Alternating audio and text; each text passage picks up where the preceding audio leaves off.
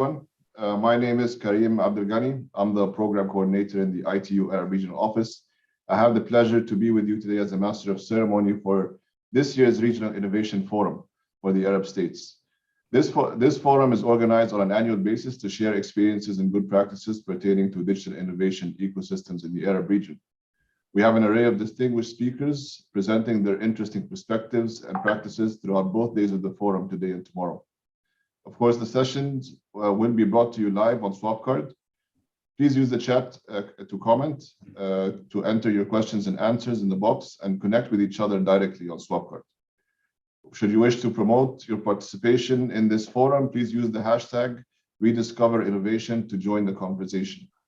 If you wish to listen to only one of the interpretation languages, English, French, or Arabic, please click on the buttons relevant to the interpretation on the bottom of the screen to select the language of your preference. Remember, you can only ask questions on Swapcard and in English. I will now have the pleasure to present Mr. Adel Darwish, the Regional Director of the ITU Arab Regional Office, to present his opening remarks for the forum. Please, Adel, the floor is yours. Thank you very much, Karim. Bismillah ar-Rahman ar-Rahim. First of all, a very good morning to all the viewers and participants and to the panelists that are joining us in this event today.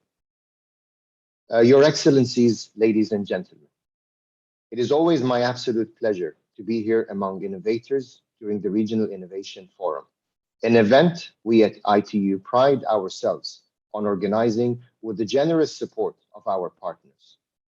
Please allow me to thank them for their unwavering support of innovation in the Arab region and beyond.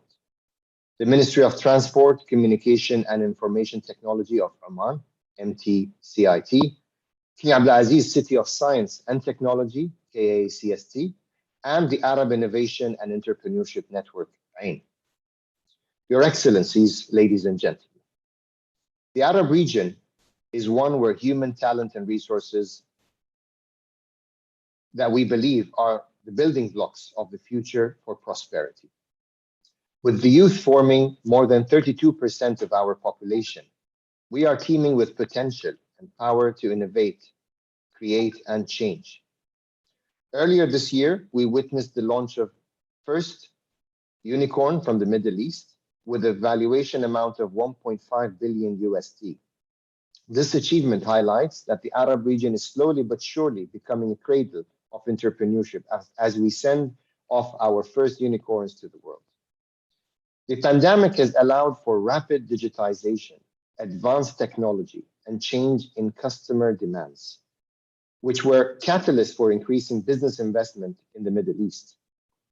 Arab nations today fully grasp the importance of innovation and technology advancements in creating the infrastructure and foundation for progress. These initiatives can only thrive in the right regulatory environment and a rich interconnected ecosystem. At ITU, we proudly position ourselves as one of the fierce believers, supporters, and enablers for this digital innovation ecosystem agenda. We have assisted countries in identifying gaps in their ecosystems and continuously offer our recommendations and support in establishing and upgrading them. Our regional best practices report that we will be launching during this forum is a collective of some of the region's most praiseworthy initiatives that contribute to accelerating innovation, entrepreneurship, and digital transformation in the Arab states. These good practices can be used to accelerate digital transformation and serve as a basis for better policies in countries where digital gaps and divides exist. By replicating and amplifying good practices in the region, other countries can strengthen their digital innovation ecosystems and follow in the footsteps of global leaders. It is therefore imperative to share regional and global knowledge, expertise, and experience. Following this same philosophy, ITU is supporting the Sultanate of Oman in creating a digital innovation profile, a study that assesses the country's ecosystem performance and highlights best practices to develop an innovative and competitive ICT industry. Having identified the gaps, ITU will undertake the project design for a novel regional innovative center in the Sultanate. Through our new approaches that bring together the whole ecosystem, the center will create meaningful initiatives, marshaling resources and expertise in the country's digital ecosystem. Next year, ITU plans to do innovation profile assessments for 3 additional Arab countries, and we'll keep going on to make sure that we are at the forefront of innovation within the region. Finally, we have yet again shown our resolute commitment to knowledge sharing and network through this regional innovation forum. Our aim is to build regional and national capacities by identifying, learning, and highlighting successful projects, initiatives, policies, and programs in developing Arab digital innovation ecosystems. Your Excellencies, ladies and gentlemen, thank you again for attending this forum and for your support for the innovation and entrepreneurship causes in the MENA region. This is only building partnerships and showing up for each other that we will make our dreams of progress a reality. Thank you very much. Thank you very much, Mr. Adel Darwish, for the opening remarks. We shall now start with the first session of the forum, titled Tech Entrepreneurship and Key Sector Developments in the Arab Regional Context. I remind you again, dear participants, if you wish to interact with the session and enter your questions and answers, please use so on Swapcard. You can also tweet about your experience or your comments on using the hashtag #WeDiscoverInnovation. As well, you can follow the languages of your preference, English, French, or Arabic, on the Zoom interpretation button if you wish to do so. We look forward to your engagement throughout the session. Questions and answers will be, of course, if we have time, answered at the end of the session. So with that, I hand the floor back to Mr. Adel Darwish to moderate the session and carry on with the first session. Please, Mr. Adel. Thank you very much again, Karim. I would like to now take the opportunity to extend a warm welcome to the distinguished speakers of this session. His Excellency, Mr. Abdelaziz Dahi, Minister of Digital Transition, Innovation and Administration Modernization of Mauritania. Your Excellency, welcome. I'd also like to welcome Mr. Olaya Qutib, CEO, Smart Capital, Tunisia. Welcome, Mr. Olaya. And I'd also like to welcome Dr. Saoud Al-Shuaili, Director General of Policies and Governance, Ministry of Transport, Communication and Information Technology of Sultanate of Oman. Welcome, Dr. Saoud. To kickstart our session, maybe I'll start with my first question to His Excellency, Mr. Aziz. Could you please tell us how technical or tech entrepreneurship fuels competitiveness for key sectors with potential in the Arab strategy or Arab states region? Thank you very much. First of all, I would like to thank ITU for organizing this important forum and for the opportunity given to me. Thanks also to the panelists, and maybe it will be useful to remember some important numbers before going to the question.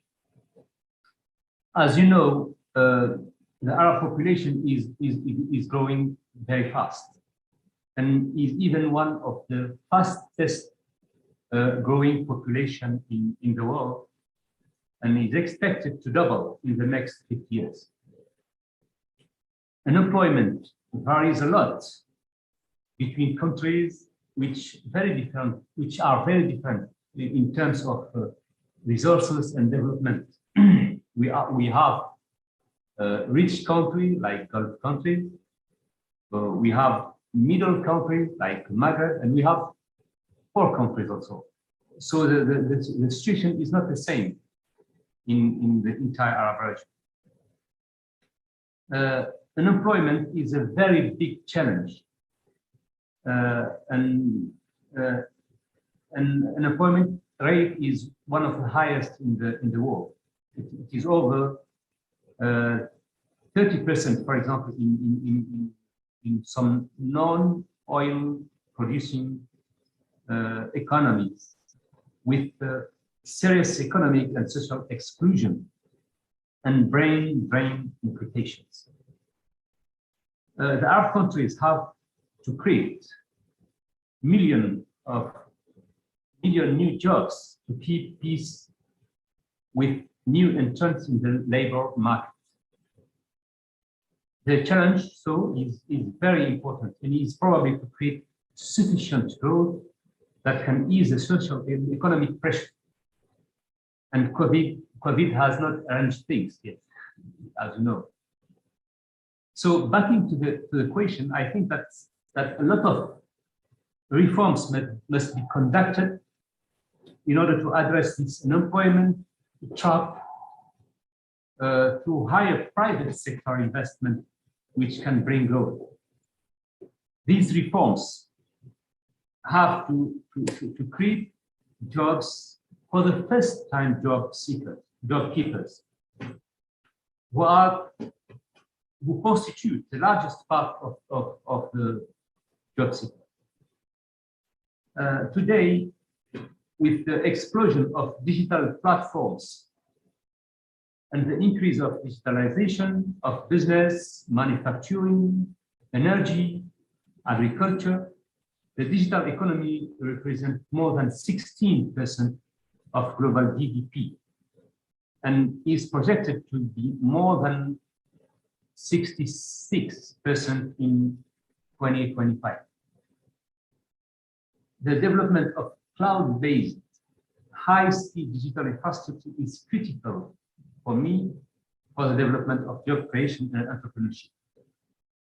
But the good news is that hope is permitted. As Adel Darwish mentioned before, during the COVID pandemic, we saw a lot of nice initiatives. In Mauritania, for example, we experienced a lot of fintech entrepreneurs, and these companies are challenging the existing companies in financial sectors, like banks, for example, or telco operators, and they bring competitiveness with new service and business models. We saw also a lot of startups providing e-services, like e-education platforms and delivery services. So I think there is a very important role for the government in order to launch an environment that can push those startups to develop. Yes. Thank you very much. Thank you, Your Excellency. You're absolutely nailed it, if I may say there. Innovation in services and business models is indeed key for the transformation in the sector, and the governments do play an important role in enabling the environment for innovation as well. Thank you very much, Your Excellency. Now, if I may go to Mr. Ulaya. Mr. Ulaya, if you can also maybe give us the an overview of the situation in Tunisia at the moment, and again, give us your view on how tech entrepreneurship fuels competition and changes the ecosystem. Mr. Ulaya, the floor is yours. Thank you so much, Adel. So I'm extremely pleased really to join you. Thank you for the invitation. In fact, I started to introduce Smart Capital. Smart Capital is the national operator of Startup Tunisia. Startup Tunisia is very ambitious program which has been launched by the government on 2018 to create from Tunisia a startup hub. So anyway, probably we'll speak about it, I mean, later in the year. But in order really to introduce probably, I mean, the ecosystem, I mean, in Tunisia, and to link it, I mean, to your question, Adel,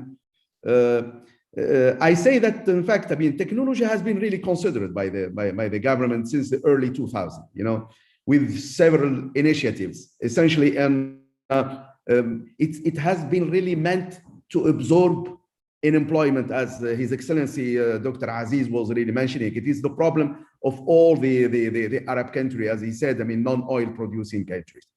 You know, several initiatives, creating incubators here and there, I mean, giving advantage to SMEs, encouraging, I mean, the adoption, I mean, of technology. We fail in some programs, but we believe that the recent program that has been launched, as I said, Startup Tunisia, probably is the one who has really the vision and also the means. Probably will take about this later. But in getting back, I mean, to your questions, techno entrepreneurship is key.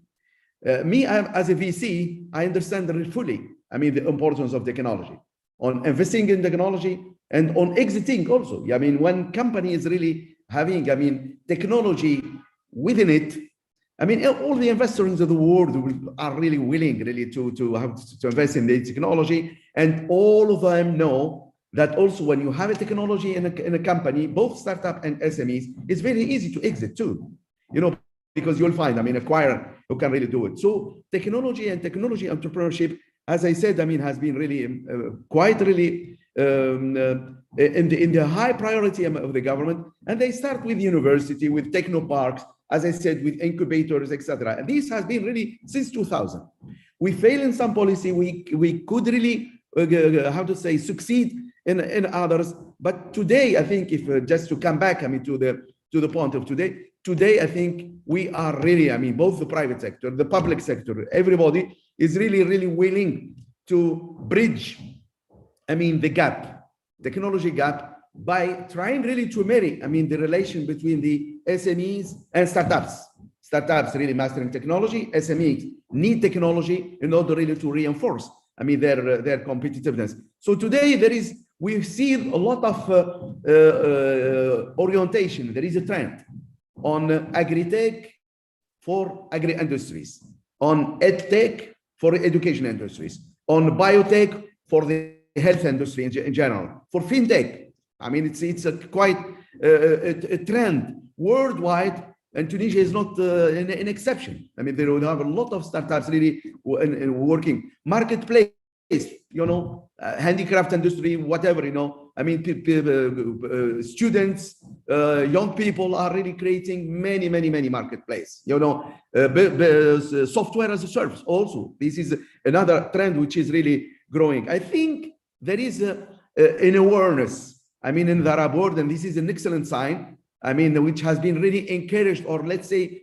we say that it has been really pushed by the COVID, I mean, a crisis, that most of the Arab countries today are really thinking about setting up a technology ecosystem, a startup ecosystem, innovation ecosystem has been. And thank you for the good news. I mean, if today we have one licorne, Adel, I mean, which is really, has been launched, I mean, within the Arab world, this can be only a trigger and an excellent incentives, you know, to encourage others really to follow. I mean, the examples, and I think Tunisia is really on the way really to follow, I mean, these examples, and, you know, we have our objective to create 1,000 or 1,500 startups to be able to have one licorne. But one licorne could really compensate the whole, what we call the traditional sector. I mean, in terms of fiscal, in terms of revenues, in terms of employment, in terms many things. So this is what I can say, I mean, for this, for your question, Adel, and I'm extremely keen, I mean, to listen what other panelists will say about this issue. Thank you very much, Mr. Alaya. Now I'll go to Dr. Saud.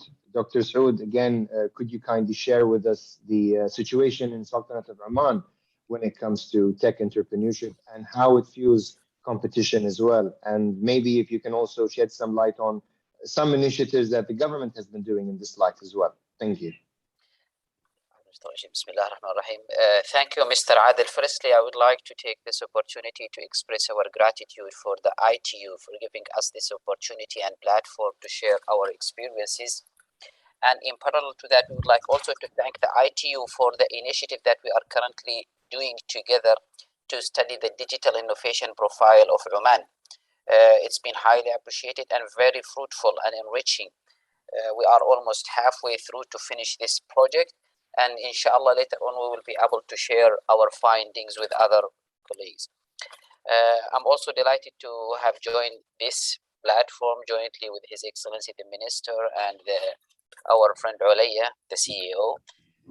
When it comes to the digital innovation or entrepreneurship ecosystem in Oman, we have established this ecosystem long time ago.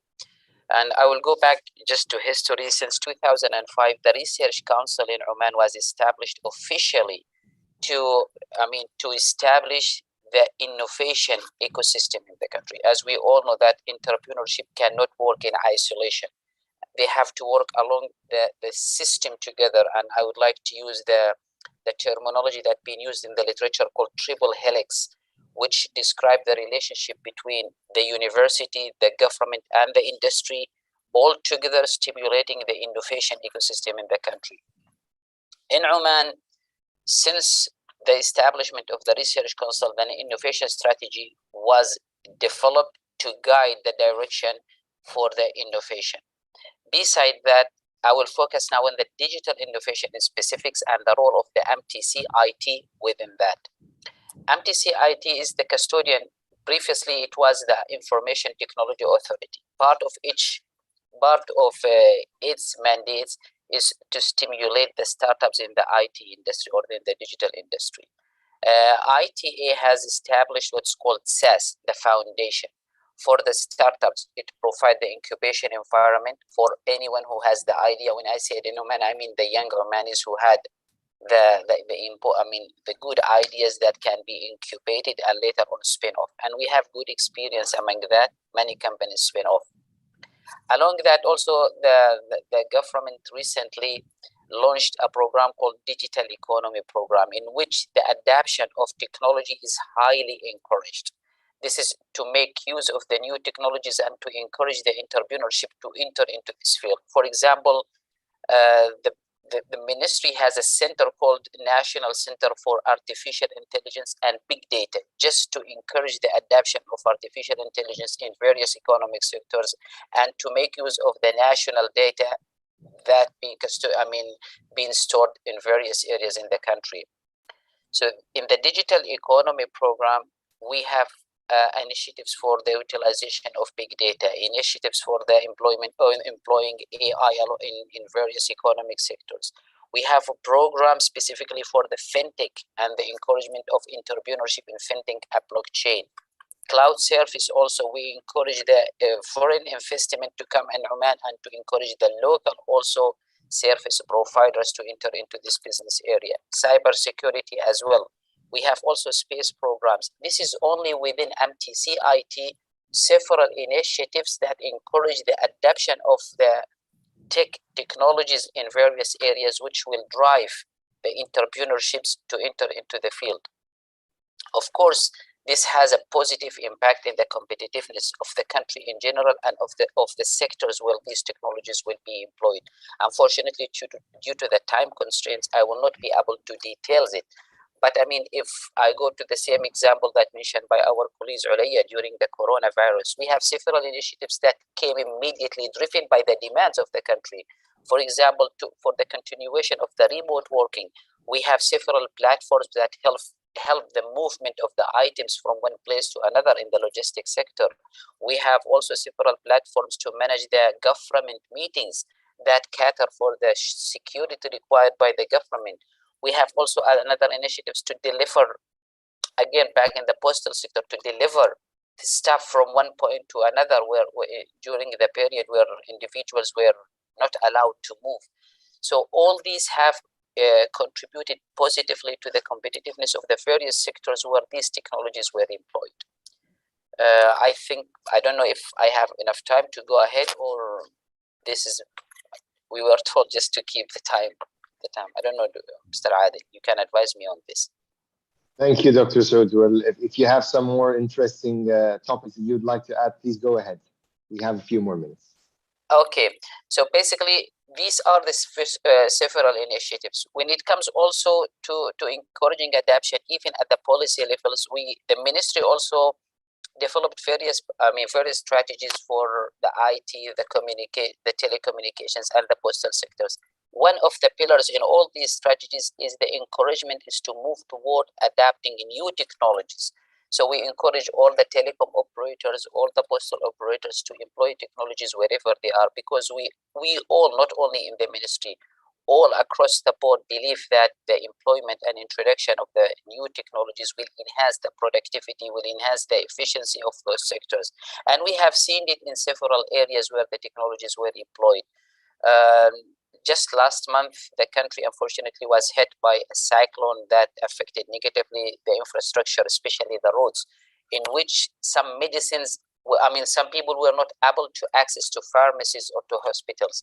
The Ministry of Health and other pharmacies used drones to deliver the pharmacies on time, just to make sure those beneficiaries of those medicines can get their medicines on time. So this is just another example by employing drones on delivery. So that's it, Adil.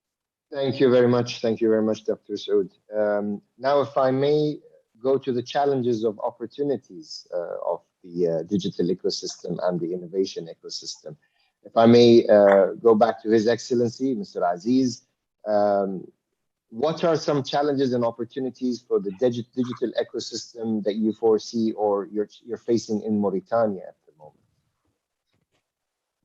Thank you very much again, Adel. I think, as I told before, the digital ecosystem is growing very fast in Mauritania, and but it is also facing to a lot of challenges. And probably the infrastructure is one of the most important challenges, because as you know, we are in a big country with a very low density of the population. So infrastructure are maybe the key in Mauritania. Even if that in Mauritania we realize important steps like a national backbone in fiber optics, through submarine connections, and but it is not sufficient to bring high speed in every household, and maybe also to educate and to train population. So access to the market also for startups are a big challenge in Mauritania, and access to finance also, because as you know, it is maybe big obstacles that they are facing too. Sometimes startups put on the table problems of related to intellectual and protection properties. Supportive integrated ecosystem, like a lack of collaboration between main actors of the ecosystem without a global approach in Mauritania is also a big challenge. And as IT skills and for tech and non-tech entrepreneurs is also a very, very, very big challenge.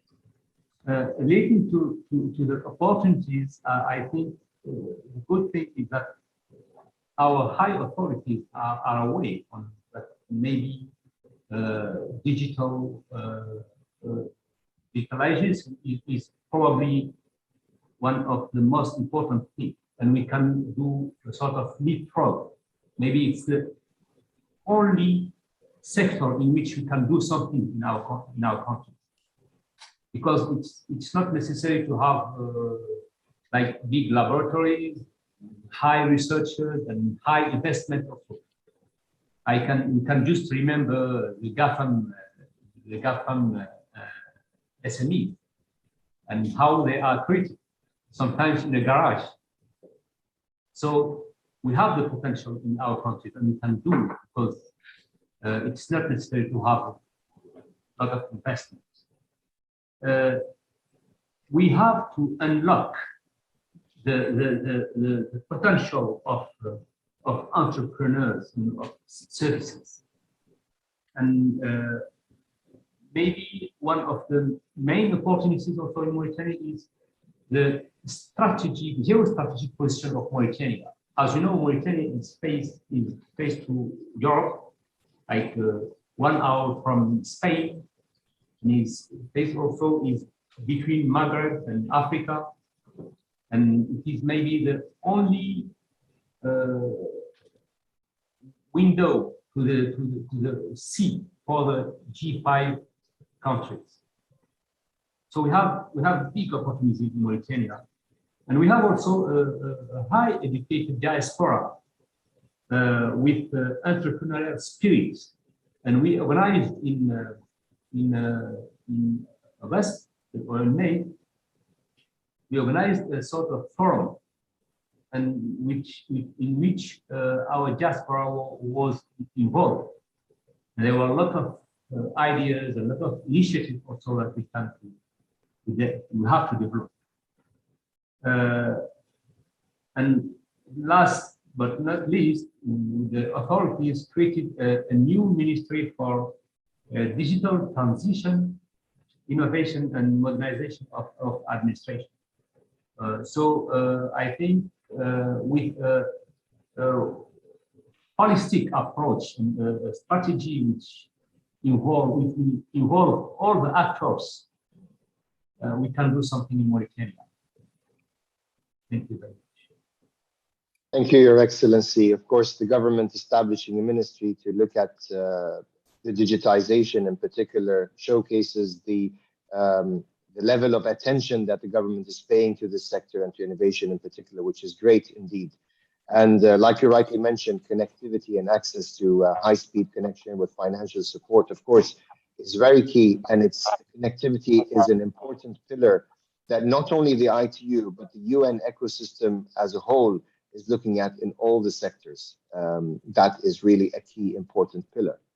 Now, if I may refer to Mr. Olaya, again, considering that Tunisia has always been at the forefront of innovation. We've had a lot of innovative, let me say, entities, small, medium enterprises, innovative people that have started up in Tunisia itself. Can you share with us some of the challenges and opportunities that you have foreseen from your experience as well in Tunisia? Yeah. Thank you again, Adel. I'm very pleased, of course, to share with you, I mean, what really we've been really, how to say, experiencing, I mean, in Tunisia. If I start really with the challenges, I mean, in general, I mean, for techno entrepreneurs, I mean, the first big challenge is the size of our market. Tunisia market is too small. Despite the fact that we have a free trade agreement with EU, and the access to EU is really, how to say, offered, I mean, to most of the Tunisian products, but still, I mean, it's a big challenge. I mean, you cannot really export, let's say, unless you prove yourself in your local market. So I mean, the local market is too little. I mean, 12 million is nothing. You know, 12 million is, you know. The second challenge is we have the foreign exchange law. We have a very old foreign exchange law which cannot really, I mean, which really hindering, I mean, whatever transactions, I mean, with outside. You know, so it's something that we are really pushing, really, that it can be really reformed, but still, I mean, so we are, of course, we are really managing, but we are managing slowly with authorization and all these kind of things, and which is not which really making lose competitiveness, because it's really wasting time really for the SME, for the company, and even for startups. The third challenge, as has been mentioned by Dr. Aziz, is the access to finance. Despite, I mean, the fact that Tunisia is really now making an excellent initiatives, I mean, really to overcome, I mean, this problem, but still access to finance is a big problem, and for SME, for startup, and you know, so it's and also no, this is not reserved to Tunisia. This is access to finance. This is worldwide. I mean, for Africa, for Middle East and North Africa, for this is And some countries are really trying really to solve. We are really trying ourselves. I will tell you later.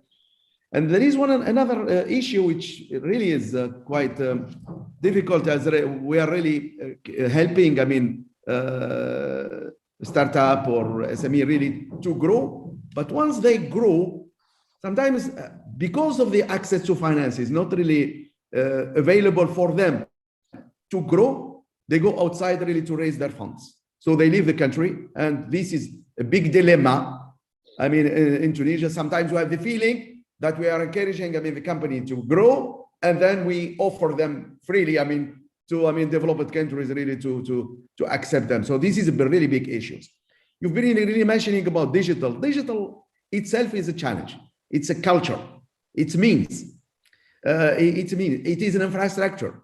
You know, COVID raised our attention, I mean, for its importance, the importance of digitals. And this is why some countries like what I've been really hearing now, Mauritania and others, have been really creating a ministry for digital transition and everything. So this is the same case of also in Tunisia. Well, we've been really, how to say, putting this, I mean, on table in order really to be able to prepare, I mean, the country for the what we call the new normal. I mean, post-COVID is really called the new normal atmosphere or situation or whatever. So probably the opportunities, let's really end by a positive note, is for the opportunities. Of course, we are really happy that we are creating a new project called Startup Tunisia.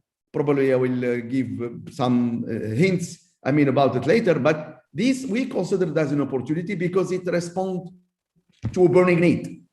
You know, it's to respond to burning need, both in terms of infra, both in terms of access to finance, both in terms of coaching, I mean, both SMEs, etc. So this is, I think it's a really good thing. In fact, I mean, Smart Capital is managing one fund which is called Innovatech. Innovatech is a fund with almost 50 million US dollar. It's really meant to help SME adopt technology to face, I mean, the digital divide, to face the digital gap, to let, I mean, this SME get ready for a better competitiveness, I mean, worldwide, and giving its, I mean, a comparative advantage, I mean, as compared, I mean, to both local companies, but also regional companies. So these are challenges and opportunities that we are really, how to say, living, I mean, these days in Tunisia. Thank you. Thank you very much, Mr. Alaya. Indeed, these are important challenges, and I don't believe it's only in Tunisia, it's across the world. These challenges are faced by many, and they're very important that they're addressed by the stakeholders in the industry as well. Now, referring to Dr. Saud. Dr. Saud, building on what we have discussed so far, again, does Oman's young face other challenges or have other opportunities based on your experience? Could you share with us what goes on in the Sultanate of Oman, please? Thank you, Adil. Thank you, Adil. I mean, as you said, these are general problems faced by all innovators or entrepreneurs. But I think among the most is the lack of trust. Most of the industry, they do not trust the entrepreneurs at their early stage. They have to, I mean, to go through a very difficult and long process to get a place for the proof of concepts even, because that will show they're successful and the adaptation later on. Some industries that they have their own incubation or innovation lab, they develop their own innovation internally, and then they provide the environment for the proof of concepts. But in many innovators, they face that difficulties. The second, I mean, of course, the government has tried, but they can, I mean, they don't want to force the industry to accept the innovation as it is. Then the innovators have to find their own way to prove it and to commercialize it later on. And a common challenge that has been highlighted by many for the entrepreneurs is the access to venture capitals. In the country here, in Oman, I mean, they try to facilitate this by developing certain funds dedicated for the entrepreneurs. We have previously a fund called Raft, in which anyone has a business ideas with a proven business case, they can get a government loan for certain period until they show that is that is commercially viable, and then the return will take place. We have Oman Technology Fund, which is purely VC fund dedicated also for entrepreneurs, in which they can go and they get incubated inside and until they develop. And we have several initiatives spin off this fund. We have the most famous company in Oman called Mushrif.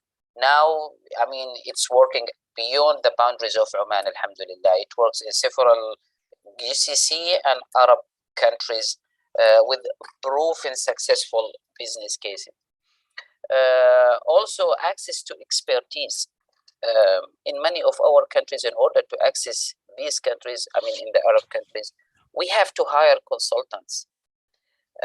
Accessing to those consultants, especially for innovation applications, is quite expensive for the new entrepreneurs. Of course, the government and especially the MTC, IT, or the research council, they try to facilitate this, but with certain limitations. So this is another yet challenge facing the entrepreneurs in Oman, beside the challenges that has been highlighted.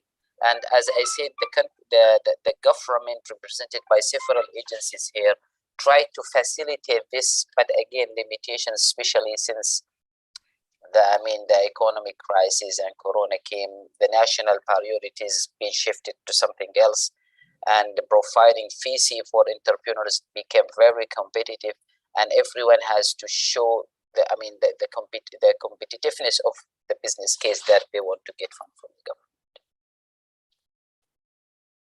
Yeah, that's it. Thank you very much, Dr. Saud. Indeed, access to venture capital is important for entrepreneurs, and absolutely, you touched on an important base with the access to expertise, which again is another very important aspect. With COVID, I do believe that COVID has negatively affected some of the sectors and some initiatives at the global level. However, with every challenge, we build back a better comeback as humans, and I think that's the lesson that we've learned from all the challenges that we've been facing so far. I would like just to emphasize the challenge of trust. The industry is not easily trusting those entrepreneurs and give them enough space for their proof of concepts. This challenge been highlighted by many whom I have interviewed or met. They said, we would like to get an environment where we can prove our concepts so we can commercialize it later on. But that is one of the key challenges only. Thank you, Dr. Saud. If I may go to the last round of questions that we have before we can open the floor to questions and answers that we've already been seeing on the chat. Mr. Aziz, Your Excellency, maybe if I can ask you about any new mechanism or initiatives are needed to accelerate the sectorial transformation using the whole ecosystem approach for Mauritania. Where do you think we can focus to move the industry forward? Thank you again, Adel. I think that despite all things and reforms done, we continue, at least in Mauritania, to post low rates of creation and success of new firms, particularly national firms, which probably explain why growth are volatile, depending sometimes on price markets of natural resources. Like Mauritania, we have iron, and maybe in Gulf Arabic we have oil, and that go to probably to low diversification of our economy. And today, I think small, dynamic, and digital firms are largely recognized as the main pillars of economic growth, promoting the creation, survival sometimes. I think Mr. Alaya mentioned that before.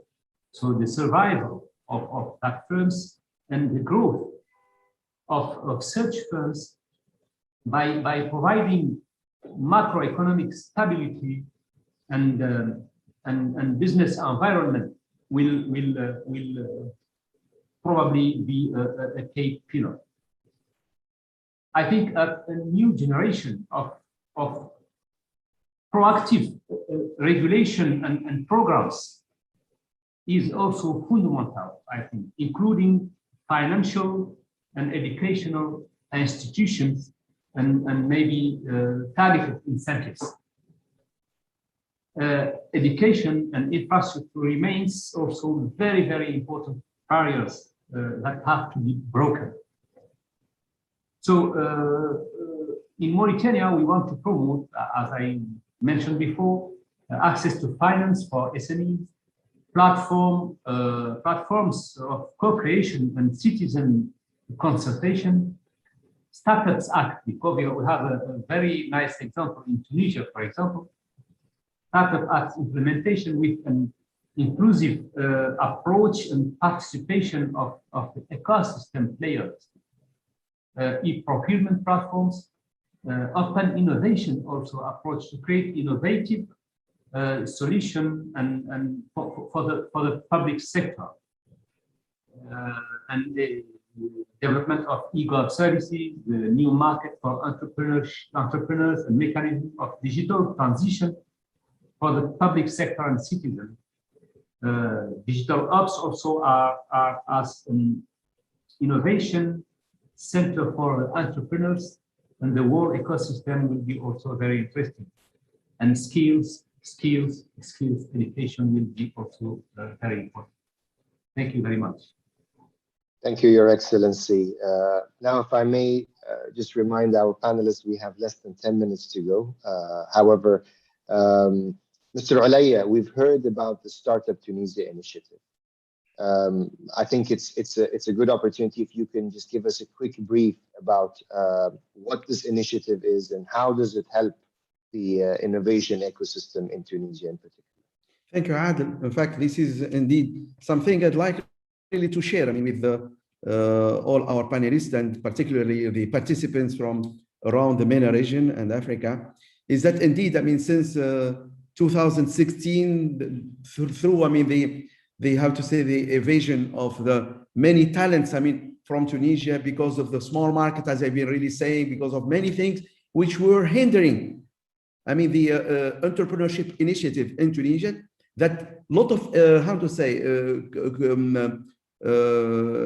efforts has been done by the public, the private, the social, civil society, in order to create a mechanism. And the mechanism has been really called Startup Tunisia. It started with the Startup Act. Everything started with the law, just to incite and to encourage those talent really to take initiatives, to emerge, to go out from the height and to show their talents. And so we have really to give them initiative, to give them some fiscal, financial, whatever advantage really, in order really to appear and to show us what they can do. So Startup Act is indeed that. It gave incentives, both financial, fiscal, whatever, to the investor, to the entrepreneur, in fact, to the entrepreneur first, then to the investor, and then to the startup itself. And this mechanism has been really well structured with what we call the merit mechanism. That means whoever is really talented with innovative technology, with a scalable product, he can be labeled. We call it labeled. He can really be certified as a good startup with a good technology, with a scalable potential, etc. And today, since April 2019 till today, we reach 600 startup labeled. 600. Our objective is to reach by the year 2024. That means after 5 years, to reach 1,000 labeled startup. We have already reached, the half of it before, within 2 years. This means that there is a lot of potential that has been really raising, in Tunisia, and people are really showing it up. Of course, we cannot really rely only on law and incentives. We have really to put, financial mechanism. That means we have really to encourage, these labeled startup to get money, to grow, and to, expand being both nationally, regionally, and even internationally. And this is why we create the fund of fund. Fund of fund is an excellent mechanism, and it is unique in Tunisia. Unique also because it's labeled in euro. It's not in dinar. So it gives the opportunity for the startup not only to develop and to expand, but also even to open offices. I mean, internationally in Africa and MENA and in Europe, etc. So the second one, as I said, is Startup Invest, which is the financial mechanism. It's a fund of fund. The third is ecosystem, and I will finish with this. I mean, no single country in the world succeed on its startup policy unless it support. I mean, the supporting structure, incubator, accelerator, startup studio, all this has been within the Startup Tunisia as the third pillar to help, I mean, the ecosystem, both the startup, the investors, etc., get their. So this is in general. I don't like really to take more time. I know the time is really running very fast, but this Startup Tunisia is a new mechanism, and I'm extremely proud to announce that we've been really awarded the first award of ITU, I mean, as the most, how to say, comprehensive and encouraging startup ecosystem program in Africa. And I'm really very proud really to share this news with you today. Thank you. Thank you very much, Mr. Alay, and we congratulate you for that. And we also look forward to your active participation in our Arab Innovation and Entrepreneurship Network, which is an initiative by the ITU Regional Office for the Arab region. So we welcome you that and congratulate you once again. Thank you. Dr. Saud, over to you in terms of accelerating the take-up of innovation in Sultanate of Oman. Again, we've seen some success cases. How do you see that the government has enabled these in Sultanate of Oman and accelerated the sector transformation?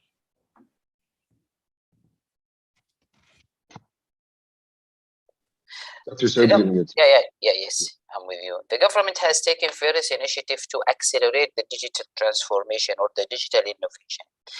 At the first, it comes the national direction. As I mentioned in the digital economy program, we identified the areas of focus for the digital transformation. So all entrepreneurs, after they know that there are focus areas for the government, they can also focus their efforts and invest in those areas, because the adoption later on and the application of those innovations will be easily for them. Leaving innovation without any national directions will be, driven by curiosity of individuals, which later on will face the difficulty of adoption. Maybe there is no enough demand in the country, and it will be difficult for local innovators to access regional or global market. So defining the direction in terms of technologies that will be required in the coming 5 years or in the coming 10 years is highly beneficial and efficient for the tech innovators. Secondly, also access to fund and expertise. As I said, providing venture capital to entrepreneurs will definitely accelerate the innovation ecosystem, because without it, many of the entrepreneurs, especially the local, are university graduates or they are still students. Some few who have enough, self financial resources, but majority require venture capitals that will give them the trust for some times, and also access to expertise. I think bringing international experience from wherever it is to the local startups, to the local innovators, will help them understand the local requirements, but also the global trend. Also, package of incentives.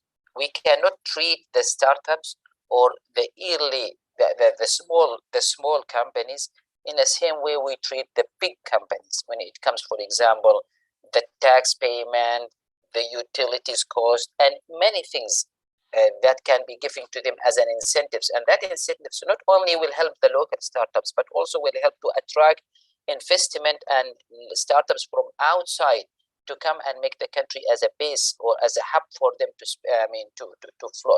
grow from. Bringing also the international startups will help into knowledge transfer and experience sharing between the local and the international. These are some of the things in my mind that will help accelerating the digital innovation. Beside that, also access to infrastructure and capacity building, whether at institutional or individual. Infrastructure, mainly the ICT connectivity. And as I mentioned, the utility bill for the ICT services has also to be considered for the innovators or for the early startups. And finally, I would like to mention demand stimulation. Once they see there is a demand for their innovations, once innovation is driven by demands, then that is a key success for the innovation later on. That's all, Adil. I leave the floor for you. Thank you very much, Dr. Saud. As we're completing exactly on time, I would like to, first of all, wrap up on some of the few important elements that we talked about today. Connectivity has been a key addressed throughout all the speakers' interventions.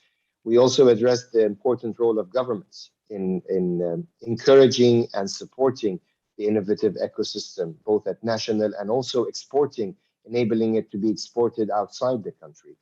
Finance is indeed a key important enabler, both at national, and I do believe that as we're talking about innovation, financial aspect is not only limited to the country, but finance could also come from outside the country, and that's something we encourage innovators to also try to seek in terms of financial support. Last but not least, I think a topic that maybe we did not mention, digital inclusion. The inclusion or enabling women and their involvement in the innovation ecosystem and supporting women in this is something that we at ITU always encourage and support. And we actively ask our membership and the innovative ecosystem across the Arab region and globally to always make sure that we have all aspects of the society included with us. By that, if I may conclude this session, once again, thank you very much to all our panelists, His Excellency Mr. Aziz, Mr. Ulayya, and Dr. Saud. Thank you very much for your interventions and for your time today. And I would like to ask the viewers to stay tuned for the next session, which is about mechanism for partnership to mainstream entrepreneurship. Once again, thank you very much, and I hand over back to Karim. Thank you very much, Adil. It's a pleasure for us to participate. Thank you very much. Thank you. Thank you very much. Thank you. Thank you very much to the distinguished speakers of the previous session, as well as, of course, the distinguished moderator, Mr. Adel Darwish. Clearly, an excellent start to the Regional Innovation Forum. We appreciate very much your presence. And now we shall start with the next session, titled Mechanisms for Partnerships to Mainstream Entrepreneurship. If I may kindly request that the speakers for the next session, if they can kindly open your cameras. Okay, thank you. Bye-bye. Thank you.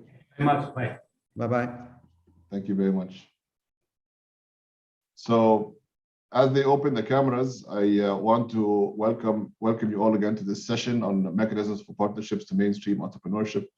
We will be hearing from experts from the region on the type of support that entrepreneurs need to successfully take the innovation journey and the type of partnerships that we need in the region to support them. First, however, we will play a short video on what the value of that teaches entrepreneurs. May I ask the moderators to play the video, please?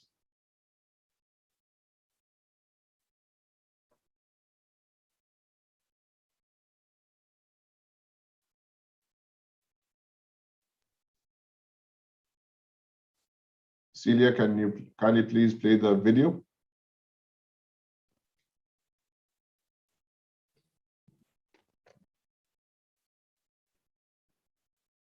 Sagal, our session will start after an hour. Just disable your video. Okay, so seems that we might have a little technical glitch with the video playing, but in any case, we shall move on. So our panelists for the session, of course, we're being joined by an array of distinguished panelists. Mr. Muhammad Ali Ahmadi, Director of Investments Tamkeen, Government of Bahrain. Mr. Mark Banoub, CEO, Lerise, Egypt. Ms. Sumaya Tembal Malik, Director of Investments, Planning and Projects, Africa City Technology of Sudan. Mr. Mahdi Mohammadi, co-founder and CEO of Freelancing Network. And of course, Ms. Sagal Abdul Qadir Ali Chief. Sorry, just 1 second. I'm just having an issue with displaying the full title of Ms. Sagal, but I will ask her maybe to introduce herself fully when the time comes for her kind intervention. So let me start by Mr. Mohammed. In your opinion, Mr. Mohammed, what is Tamkeen doing to help entrepreneurs to pass through the entrepreneurial journey? Please, the floor is yours. Thank you. Bismillah ar-Rahman ar-Rahim. First of all, thank you very much. My name is Mohammed Ahmadi. I'm representing Tamkeen, the Labor Fund. Tamkeen actually play a vital role in the ecosystem as an enterprise development fund, working very closely with the entrepreneurs from different aspects. First of all, working as a supporter through the grants and the programs that we offer. Secondly, also, we play a vital role in offering the non-financial and the financial support as well through the partnerships with the banks, through the the finance scheme, like for example, which is more catered to small and medium enterprises, and also finally the establishment of the investment line of business in Tamkeen that gave us better connectivity, let's say. And we became closer to the entrepreneurs and their expectations through Al-Waha Fund of Fund, which is an important pillar in the ecosystem, helping entrepreneurs work very closely with the offices through Al-Waha, through the venture capital teams that brings vital experience in terms of fundraising, as well as working also with the startups and in the early stage challenge through the accelerators and the incubators and the co-working spaces that we also support with our colleagues in the ecosystem of Bahrain, which is branded as Startup Bahrain. Thank you very much for that introduction and answer to the question. May I ask perhaps the same question to Mr. Mahdi? In your opinion, how should entrepreneurs pass through the entrepreneurial journey? Mr. Mahdi, the floor is yours, please. Hello, everyone. This is Mahdi from Tunisia. I'm a CEO of Freelancing, a startup based in Tunisia and working all over Africa. So first of all, I would like to thank you for the invitation. I'm very happy to be here. So as we all know, failure is the scariest thing of starting a startup, and is the main preventer of for entrepreneurs to enter the entrepreneurial journey, and especially for the ones who are, as I said, who are starting their journey now. So the fear of failure can even hold us back from even entering, as I said. Therefore, I believe that the decision makers in the region need to actually have a say in this by working on creating the risk-taking and daring entrepreneurial culture within youth. I mean, at the very early stage, by creating internal partnerships within the local ecosystem. For example, I will talk about regulatory entities and educational entities can partner together by introducing and incorporating entrepreneurship in the educational system, regardless of the field, of course, and with different degrees of importance, of course, and give the future potential entrepreneurs, aka students now, the opportunity to practice and fail early, if possible, and give them the opportunity to learn and how to solve entrepreneurial problems by using the different available tools and build necessary confidence to actually start. And since I'm coming from Tunisia, I'm very glad to see the implementation of such partnerships that yielded the programs like the Student Entrepreneur Law that allowed students to legally participate in the economical growth by creating their own legal entities at a very early stage and without going through the hassle of creating sophisticated businesses to allow them to unleash their creativity and the rest and test their ideas and allow for failures and learning opportunities to happen at very early at their career, which finally leads to semi-experienced graduates later on that are kind of ready to actually start their own journey, well equipped with knowledge and experience to create hopefully more unicorns in our region. So this is one of the things I believe is necessary to help jumpstart the entrepreneurial ecosystem in our region. And there are many others that can help it sustain an exponential growth as well. Excellent. Thank you very much for that. It's actually interesting to see the experience from Tunisia from the last session and from your experience as well as an entrepreneur. Hopefully we can draw maybe later on in the session about more about the Tunisian experience, because I think it's an interesting experience in the region. But going forward to maybe the next distinguished speaker, Ms. Sumaya, and we appreciate very much you joining us in spite of the circumstances in Sudan. I hope that you're staying safe. But mainly the question to you is the same. How does the city technology of Sudan help entrepreneurs to pass through the entrepreneurial journey? Please, the floor is yours. Hello, everybody can hear me? Perfect. Yeah, assalamu alaikum. And the situation is really terrible. And I had to do a lot of stuff to come here and find net. And thank you for the opportunity. And I wouldn't miss it I had to fight to do it. And thank you for everybody to have us and to have a presentation from ACT. ACT started by help from the government of India. The name wasn't ACT before, it was Electronic Sudan City in 2004. After that became Africa City of Technology in 2008. And from the beginning, the mandate for ACT is to work on the field of incubation, innovation, and entrepreneurship. And on our mandate from the beginning, we provide the financial support for incubators and innovation entrepreneurs through the Ministry of Finance and the Ministry of Higher Education. And that will be by you provide your project. After that, there will be expertise to judge that project and to finance it until it became a pilot project. And also the other part, we work on GIF training nationally and internationally for the innovators and entrepreneurs. Also that we have also some programs, international programs, to help our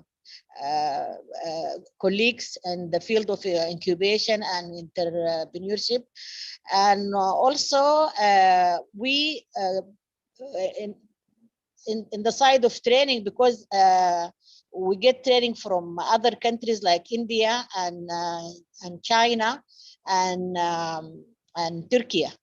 And also the other part, we have our own laboratories, and that's also we go on funded projects and program, so we can have we have our own lab to do because we in the side and for incubators, for each incubators, we have research and development lab. So because to do the scientific research and to make the product to make a better of it. So, and we always work on mainly international fund, so we can support our system.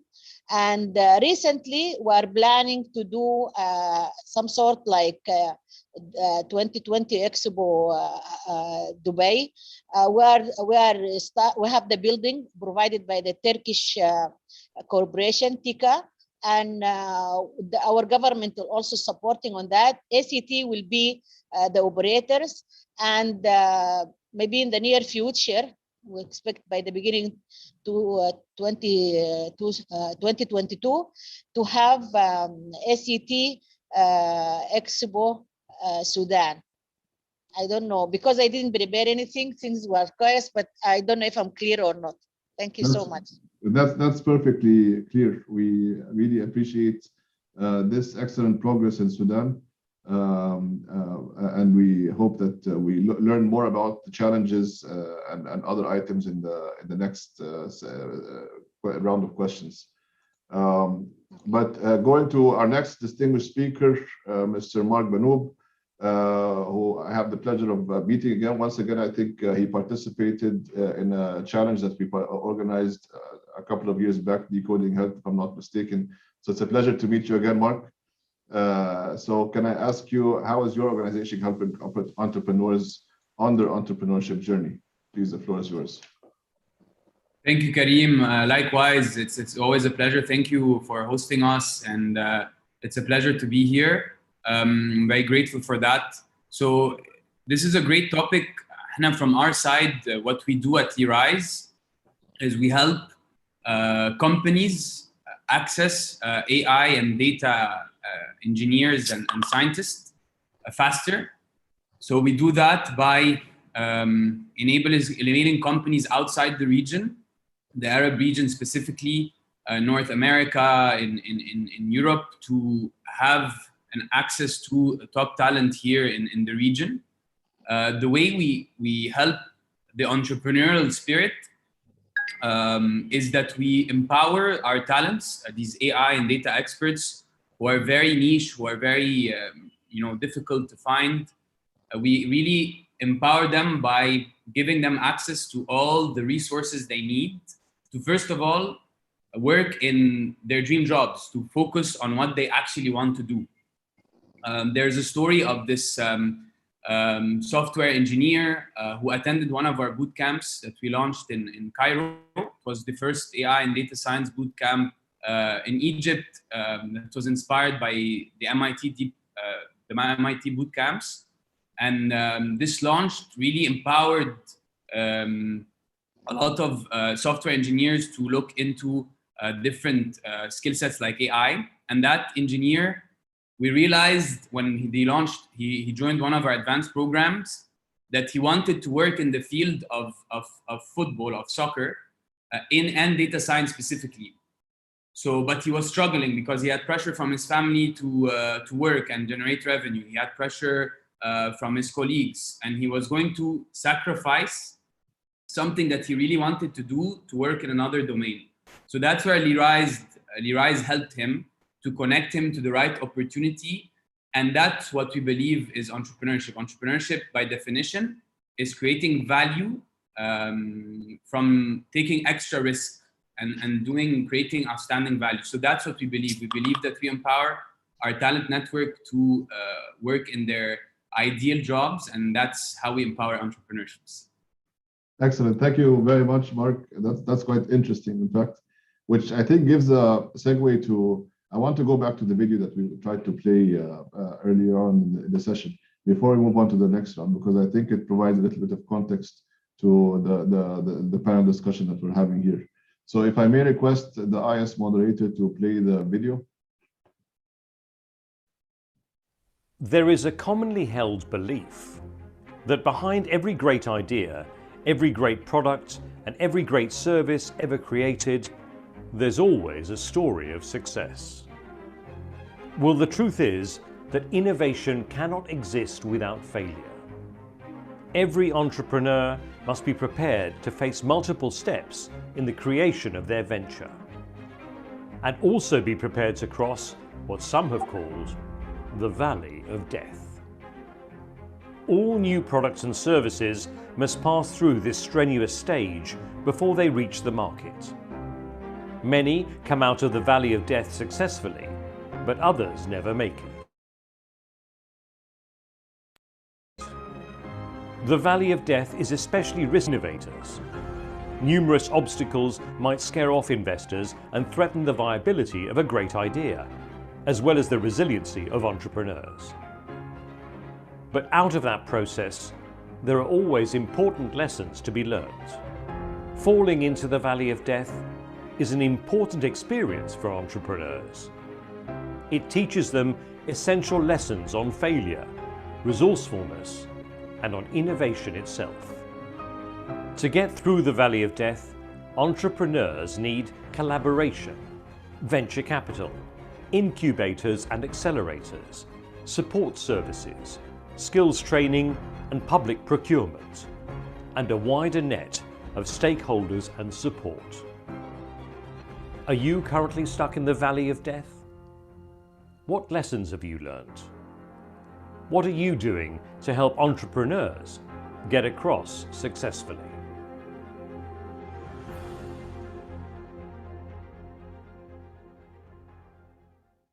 Excellent. So, as you might have seen at the end of the video, there are a number of factors that may help entrepreneurs to overcome the valley of death. I think some of them touch upon the issue of partnership relevant to this session. So with that, I want to maybe ask Sumaya, what mechanisms can fuel partnerships in the ecosystem to mainstream entrepreneurship, and particularly to help them overcome the valley of death?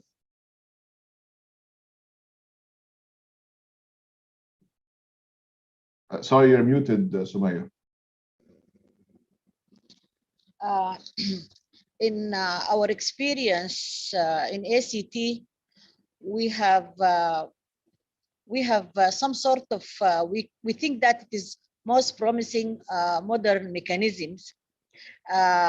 We actually work a lot in training programs, and we have one of the region-wide training programs to help potential incubators, innovations, and entrepreneurs to gain the skills needed to achieve their business goal. One of these projects is called Pan Africa Project. It is a long training program to get in the business field and financial field, marketing. And on that field, because most of them, they come from a scientific background or from the community or youth or from universities. So unless they are skilled on business to some level, to have that scope of the business, they cannot see, because at the end of any innovation, it have to be marketed. It have to have an economic value. Unless the person who is work as an innovator or choose to be an entrepreneur, unless he's been skilled on that region, I think he will always he's always be like in danger on falling on the valley of death. Also, we have also some sort of technology training for innovator, technology innovation program.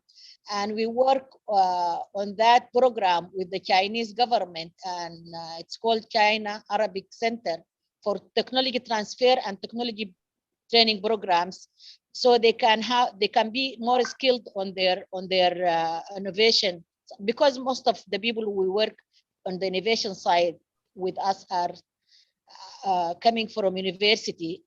We are open for the youth and women and community, but most because we are also near the center of lots of universities. So most of the people who come as an innovator or entrepreneurs in Africa City of Technology, they have a background of scientific and technology background.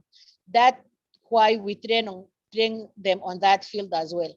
Also, we have this sort of capacity development building programs to transfer them from the innovation to the environment, to the local environment, so they work according to their need, the economic needs.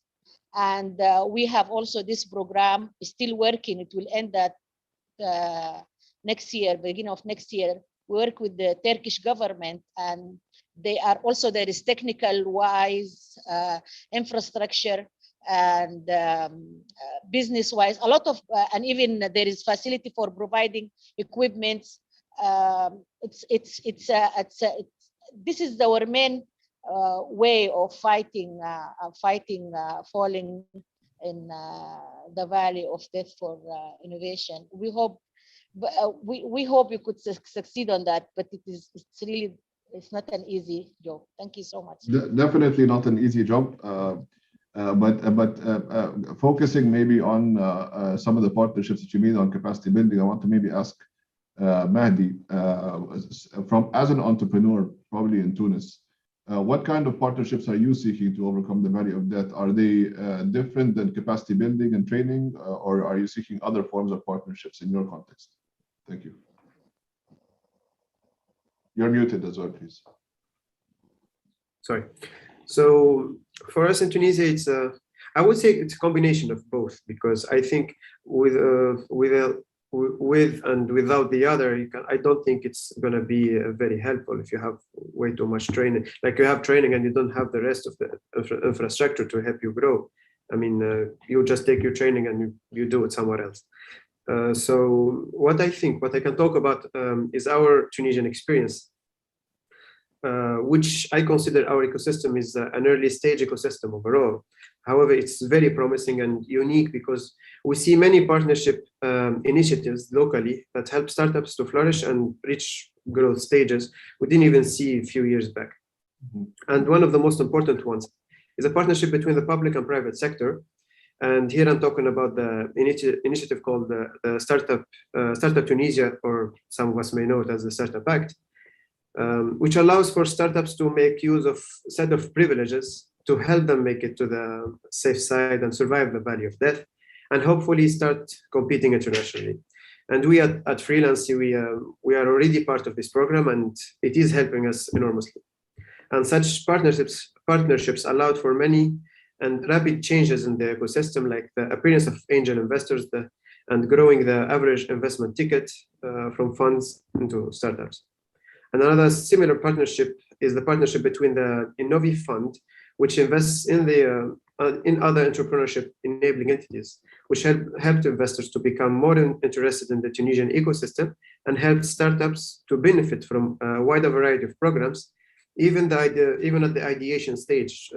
And here I'm talking about the Open Startup Tunisia pre-incubator case as an example. And so this public-private sector partnership are nowadays, I feel they are essential in the success of the region's ecosystem. And one of the countries that I see is doing very well here is the United Arab Emirates, where the public sector is opening its real-life problems to the startup ecosystem to come up with innovative approaches and create value for both parties. So this kind of partnership, it created the opportunity for the training to exist and for the infrastructure to help the startups flourish. Excellent. That's quite insightful. Thank you for that. Which actually is an excellent segue to see what a different stakeholder their perspective is, particularly Mark and Leroy's. So I'd be interested to see if you have different partnerships that you think should be formed to help entrepreneurs overcome the valley of death from your experience. We talked about training, capacity building, and public-private partnerships as two forms of partnerships. But from your experience, what else can be done? That's a great question. From my side, I see definitely expanding on what Mehdi was saying in Tunisia. I see also the ecosystem is very nascent in Egypt, but it's moving at a very fast pace. I think on the investment side, I think we can see more of that in terms of the not only private entities but the government side of things. I think there are a lot of big funding capital investments allocated in Egypt from the government, but I think more of these private partnerships can accelerate the ecosystem. So having the government partner with private VC funds, which I think that there could be more of that is something that can help.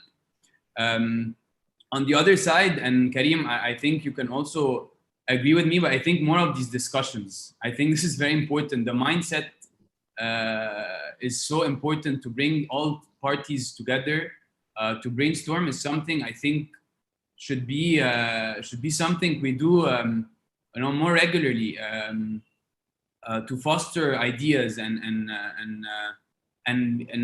stakeholders. So I think more of these types of discussions So I'm not sure if we could position this in capacity building, but it's more of the narrative and the mindset and the perspective and the strategy. Finally, I would say more ease of access towards resources, especially coming from the government. So how can we access a partnership with the government? We have, what are the, you know, how do we standardize this, right? So this is something that we can see more of that. That's in my opinion here in Egypt. However, all in all, I think we're doing a great job here in Egypt. I think the startup ecosystem is exploding, and I'm looking forward to expand on that together. That's quite insightful, actually. Since you're saying it's exploding, like Adel said in his opening remarks, the first unicorn from the Arab region originates from Egypt, which I think is a testament to the ecosystem in Egypt. So that's a great point that you mentioned. Regarding the point on which is organizing more forums or knowledge sharing experiences, I would say it's not capacity building. I would say it's more of knowledge sharing and best practices among the region. And ITU certainly is trying to spend more time on this, particularly on the national level, assisting countries to establish ecosystems and establish those dialogues with all the relevant stakeholders. And we started with Oman this year, like mentioned earlier on, but we're hoping to expand to 3 other countries, hoping one of the countries hopefully will be Bahrain next year, which brings me to the next speaker, Mr. Mohammed, about the kind of partnerships that fit within the Bahraini context. Are they similar to what the other countries are facing? I know in the Gulf, for example, the issue about access to capital might not be as big of an issue as the other countries, but maybe you can correct me if I'm wrong. Please, the floor is yours. Yeah, thank you, Karim. Actually, yeah, let me talk from my experience. The good and bad, let's say. What Mehdi said, Ms. Sumaya, Mark, is definitely part of what's happening. But from our perspective, I'd like to comment on the clustering activity, which is, you know, related directly to the vibrance of the ecosystem in Bahrain. Leadership is really important because of the leadership. You will be able to run the ecosystem in a more engaging way, let's say. I'm talking here about all the agents, all the economic agents and the ecosystem. They are all competing, definitely, on a scarce resources, but we have to make it in a more complementary, cooperative way. This is really important for the success of the ecosystem and also for the government when they try to even calculate the return on investment or kind of touch base on the impact on the funds that they are allocating. So leadership is really crucial, and also the complementarities and substitutional kind of interrelations among the economic agents is really important and vital. And it should be inclusion. I mean, it should be a kind of including all the parties participating, talking about the segments, talking about the type of institutions. And from my perspective, I was very close to the accelerators, being supporters of such a nature in Bahrain, at least. I found the pilots, to be honest, when we pilot those services through the innovators or the game changers, let's say, we try to give the government kind of a sense of what does innovation-led businesses means. Like, for example, it was really astonishing when we exercised some pilots with the Ministry of Works in Bahrain or with the Ministry of Agriculture in Bahrain through an AgTech solution, or even with the higher education when we tried to show them the claims of an EdTech solution. It was quite astonishing, and the reaction of the regulator was also positive. And definitely we're increasing the awareness of very important players that can play a part in the ecosystem. Excellent. That's actually a very good point regarding the cross-government partnerships that may be required as well. Maybe at this stage, instead of moving to the last round of questions, which mainly focus on the recommendations, which some of you already touched upon, we would still come back to it. But I want to maybe see some of the questions that we received on SwapCard. And again, this is a reminder to the participants that if you want to interact with the session, please relay your questions on SwapCard. We have a question from Devin Clark, who is asking, in terms of financial versus non-financial support, what ratio would you attribute to their needs to create an entrepreneur and to sustain an entrepreneur? Who would like to tackle this question? I can maybe jump in from my perspective. Coming up with a ratio, to be honest, definitely is required, but maybe it's gonna be very subjective, let's say. But both are important. Both interventions are really important. The non-financial in terms of quantity and quality as well. Like the quality of mentors you have in the country as a reflection of your matureness, let's say.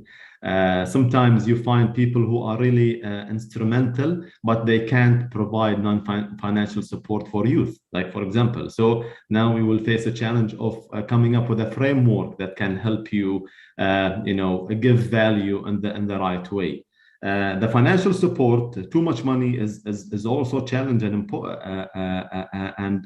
a barrier for even success. But teaching entrepreneurs how to talk to venture capitalists is really important.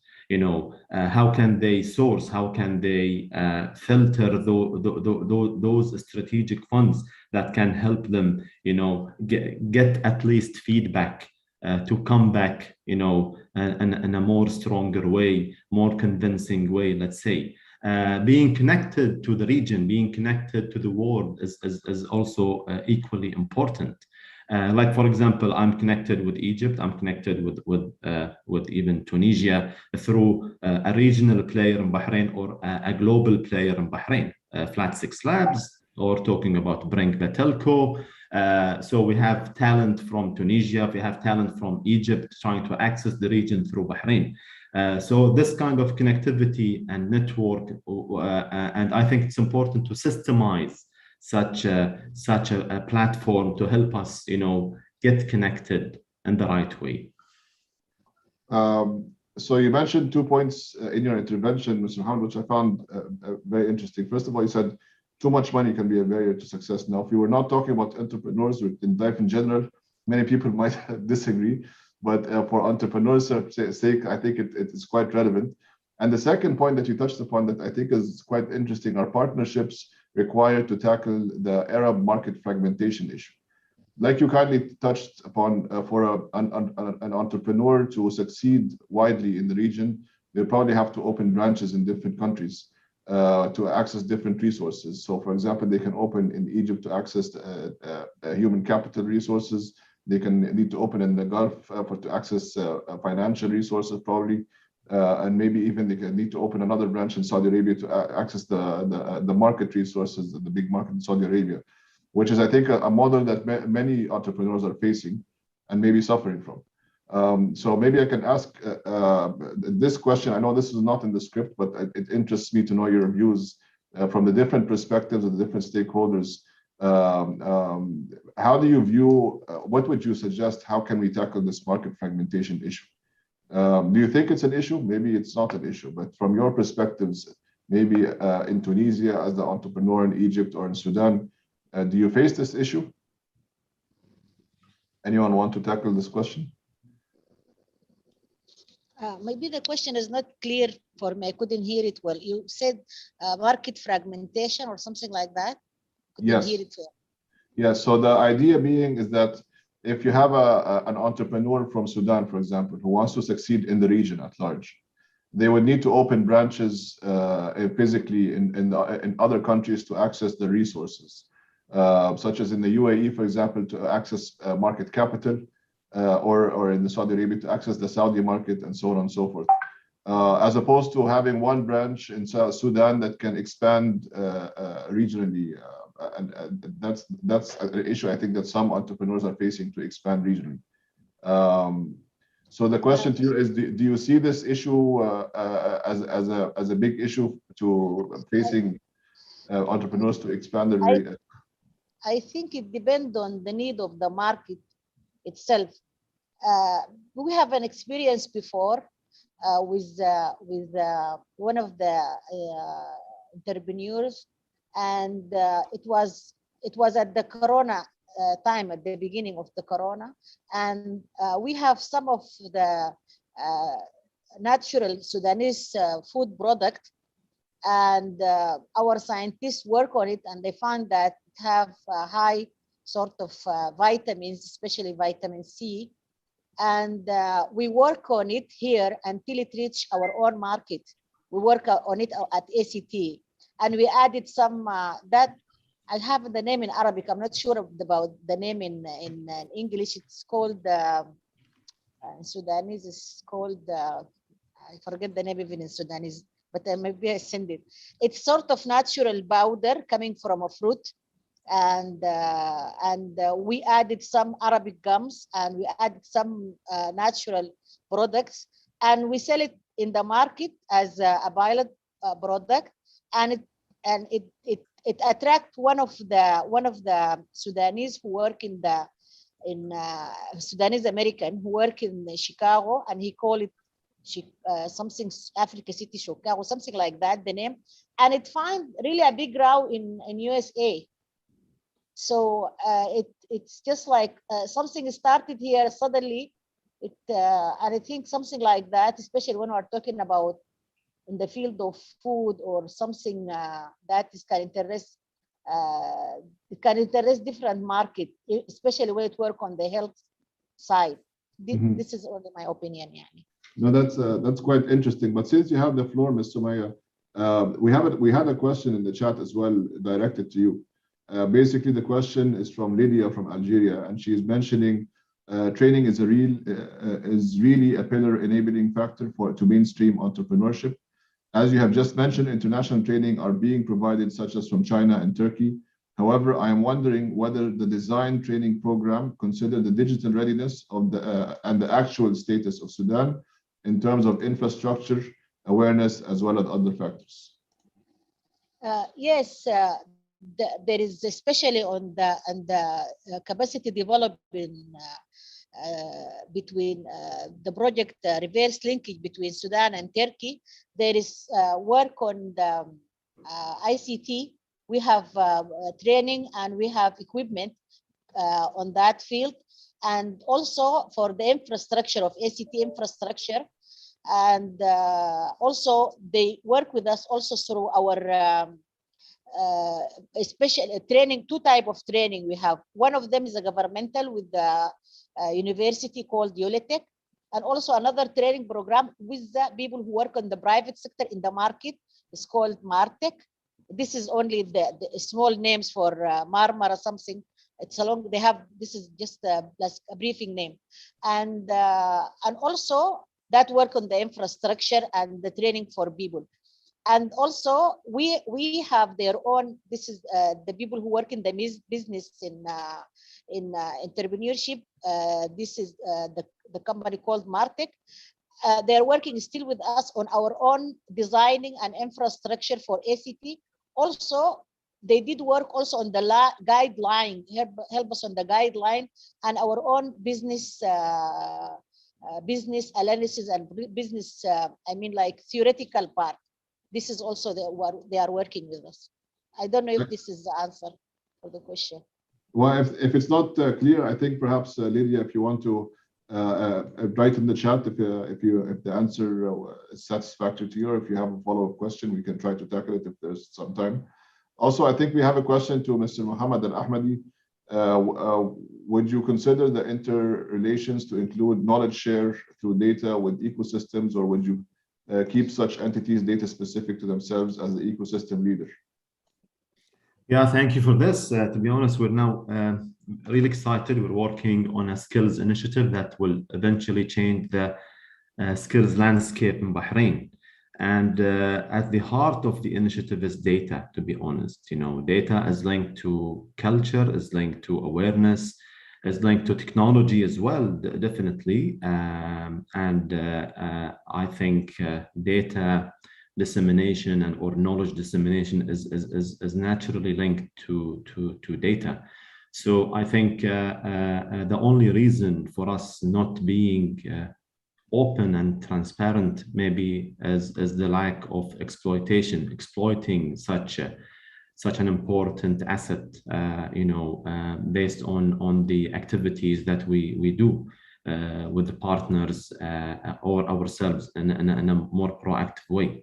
So I can't disagree. This is really important and a crucial aspect, and now we're working on it, let's say from a design planning perspective, when we construct such an intervention like the Skills Bahrain initiative, like for example, which tackles, the talent, utilization on a more sector-focused way. Excellent. We also have another question from Rudain Griwan. I hope I'm not pronouncing it wrong. Does mentoring or coaching have a role in creating partnerships to mainstream entrepreneurship, and how would it be applied? Mark, you want to tackle this one? Yes, sure. Thank you, Karim. Definitely expanding on what the previous speakers were saying. I agree with them. I think also on what Muhammad was mentioning about the split of financial and non-financial support. I think it's a very key question, and also it's not a matter of, I think, of when. It's more of a matter of the chicken and egg problem for me. So if we have a lot of money and we invest them in a infrastructure that, or in an ecosystem that is not well educated on the topic, so does not know what leadership is not transparent and open sharing their data, does not know how to create a sustainable business and fundraise and be resourceful, then this is a recipe for a problem, for a catastrophe later on. So I think one of the key roots of the ecosystem and this discussion itself as entrepreneurs is the education, is the mindset. So I think a big focus is to focus on that, focus on leadership, like Muhammad was saying, on education, how to be a leader, how to be transparent with data, how to lead by example, how to fundraise, how to be resourceful. I've seen cases, Karim, and it's really rare, but I've seen entrepreneurs that went through all the odds because they had the mindset, because they knew how to be resourceful, how to be abundant, how to create wealth, how to generate so much value that resources were just coming right to them, right? Find capital in its essence is trust. I think that's what I wanted to share. I wanted to share that mentorship is so important. From the people who have done this before, to access these younger generations in the ecosystem and educate them, teach them, give them everything they had for the greater good of the ecosystem. And I would love, Karim, that the ITI could enable and empower more of these connections. There are very little ecosystem partners or entities that create these links towards other members, other potential members. And yeah, I just wanted to thank you for the opportunity and to see more of that, inshallah. Excellent. So by ITI, I think you mean ITU, but hopefully we will take that on board. Definitely, these are the types of connections that we're trying to build across the region and nationally, like I mentioned, which brings me maybe to Mahdi, which I want to ask you. What kind of partnerships or connections across borders do you think you as an entrepreneur may need to expand? Some of these elements were already answered by other speakers, but I think from your Tunisian experience, you obviously want to ideally expand beyond Tunis. So how do you think that can happen through partnerships, please?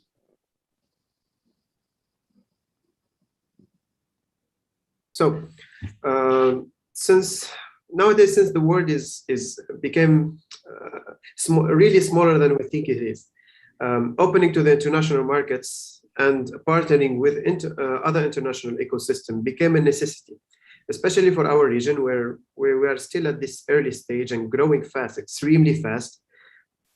and becoming truly part of the international ecosystem will be only beneficial for us. And I believe if we continue in, unfortunately, like we are now, like kind of isolating ourselves, there will always be the risk of stagnation because we are locally growing extremely fast. However, at some point, the startup that grow that big locally will only have how to say, will only have or get forced to leave the local ecosystem, and move to other to more open ones where they can actually reach higher level of growth. So we don't want that. We want the ecosystem to be, how to say, inclusive and open for international growth, and to allow them to stay within ecosystem and serve the international market from within the ecosystem itself. So because we really have very good programs and infrastructure to help the local entrepreneurs and all. But from my experience, I think it's very good to grow locally. But if we continue like this, we will reach the stagnation point where we cannot exceed that and become beneficial to the ecosystem itself. You know? So I think it's a matter of survival now. We have to be open. Excellent. It's a matter of survival. We have to open up to expand beyond. That's an excellent quote, if I would say. So we have a question from Devin Clark, CEO of Filtech Group. He was basically to Mr. Ahmed. He's thanking you and he appreciates your comments. He's saying this is what we are looking for to incorporate in our ecosystem at Filtech Business Academy. Is having a data-centric model that incorporates government agencies, corporate and entrepreneurs to create an open market that vets itself through. So it's not really a question, it's maybe a comment. Appreciate that, Devon, which actually brings me to the last maybe segment of this session. We have around 9 minutes for all of you to basically, I want to give the floor to each of you to mention what is the key recommendation that you would make or take away that you would bring to all the stakeholders, maybe to a specific stakeholder that you would want to suggest to promote partnerships to establish these digital innovation ecosystems. So I'll go with the order on my screen, Mr. Mohammed, then Ms. Sumaya, then Mahdi, then Mark. So Mr. Mohammed, please. Sure. Thank you, Karim. From my side, from my perspective, I'll be a little bit open. I won't restrict my message to the country, but I'll leave it, linked to the region, because we all face the same challenge. We are in an early stage challenge, let's say. I think it's important for us to continue and learn from this important journey with full engagement and participation. This is really important, attracting everybody that can contribute in the journey of problem solving, innovation-led type of business. And I think this is a crucial platform that can help the government upgrade, the economy in a more, let's say, systematic, sustainable way. This is from my perspective. Excellent. Thank you very much. Ms. Sumaya, your key recommendation. I think I always believed in people have to work together, and I believe we have to have we need the power for multinational business network. Something it's a part of my training when I went to China before. They have this modern Silky Road project, and the Chinese, they want to invest in Arabic countries and also in African countries. If we are here together, African and Arab countries, I think we should do that. Not Chinese come from there and with this long way to build that long way road to invest in our countries. So I think we have the capability to do that. Also, I need to make a comment, the importance for developed countries in Arabic countries. I think it is always good to invest in less developed Arabic countries and not to be scared of that, because more opportunity and more wealth will come from that.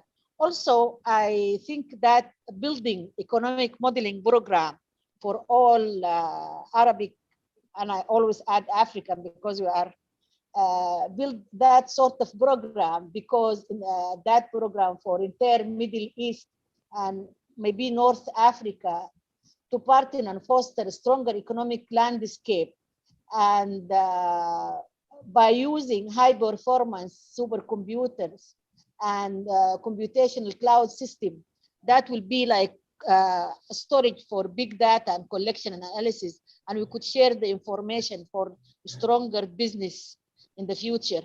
Also, I'll come back to little point that we have, because we have problems now. We have to create different mindset or make a change on mindset so we can should enrich our governments and our ministries. So without that, we cannot go further.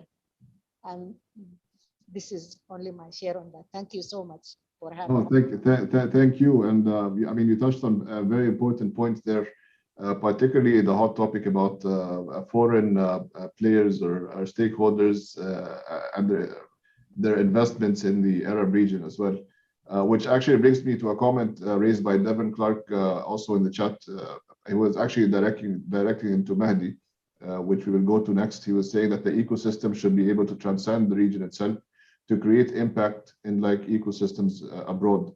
This will also assist in the facilitation of entrepreneurs to open gateways of collaboration and trade, which I think is relevant to your previous comment, Mahdi, as well. So Mahdi, what would be your key recommendation that you would want this session to take away? Thank you. So first of all, I would like to thank you again for the invitation, because this opportunity, this is an opportunity for us to build bridges between different international and local regional ecosystems and strengthen the overall entrepreneurial ecosystems by getting the chance to meet and maybe collaborate together. And since I already talked about the importance of government's input, I would like actually to direct my message to all the entrepreneurs in the Arab region out there. Let's learn how to become self-sufficient and depend on ourselves as well, and be the change that we want to see in our country as well. So, thank you. Thank you very much. Be the change that I want to see in our countries, I think is relevant to the quote of Elon Musk behind Mark. I could either watch it happen or be part of it. So, Mark, what would be your key recommendation? Would it be the same, or I mean, let us know your opinion. Yeah, definitely. I love what all the speaker he has said, and the content is very rich. To expand on this, definitely thank you, Karim, and everyone for having me here. Definitely a great opportunity. So when I was just thinking about, I want to leave you on these thoughts, is first of all, start with why. Why are we all here? Sometimes, you know, each part in the ecosystem, as entrepreneurs, as government entities, as private sectors, etc., we would think, okay, why giving our time to such events? We can focus each one on what they're doing. But I think the big aspect of this is to look at really what develops an ecosystem. And I think a big part of this is giving, is like Mahdi was saying, is first self-sustaining, first making sure that you're doing the right thing, and then helping others. I see an image of in a plane when there's an issue or it tells you first, you know, grab the oxygen, breathe, make sure you're self-sufficient, and then help others. So I think today, what the key learning for me and what I want to leave with others is, first, let's all look into the future of this ecosystem, of the Arab nations and the Arab regions. Well, let's envision it together. Let's look into the future together. And also, second thing is, let's lead by example. Let's actually be that change. Like Mahdi was saying, let's lead by example. And finally is, let's learn, let's educate ourselves, and let's teach what we've learned to others. So yeah, this is my part on this. No, that's the perfect note, I think, to end this session. I really appreciate all your inputs, Mr. Muhammad Ali, Ms. Sumaya, and Mr. Mahdi, and Mr. Mark. I think you provided a lot of unique perspectives to this issue on partnerships and to entrepreneurs, or the general topic about how entrepreneurs can engage with the ecosystem, how we can establish ecosystems in that regard. So really appreciate it. I want to maybe invite all of you and all the participants to maybe network with each other on SwapCard.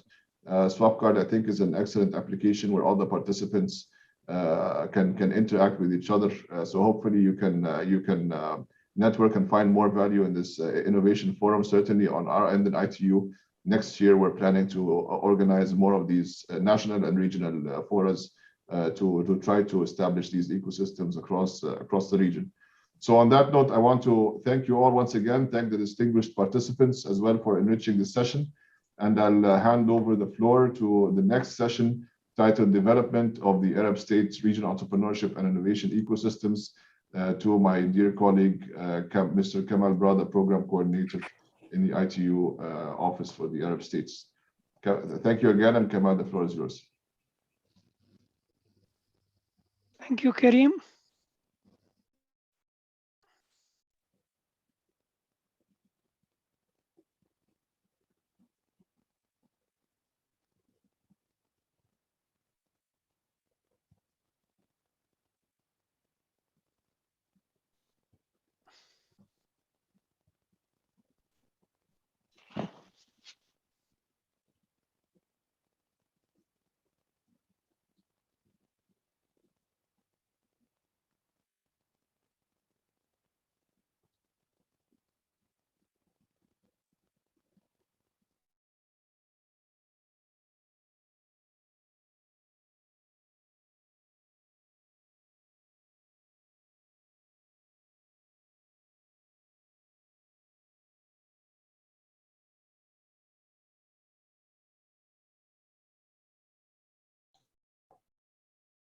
So Kamal, you can start if you want, please.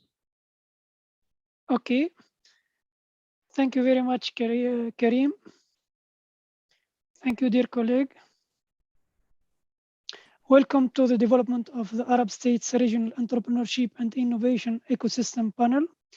This session will be brought live to you in SwapCard. Use the chat to comment, Q&A box, and connect to each other directly. Use our hashtag Rediscover Innovation to join the conversation. If you wish to listen only in one of our other UN language, click on the link below. Remember, you can only ask questions on SwapCard and in English, please.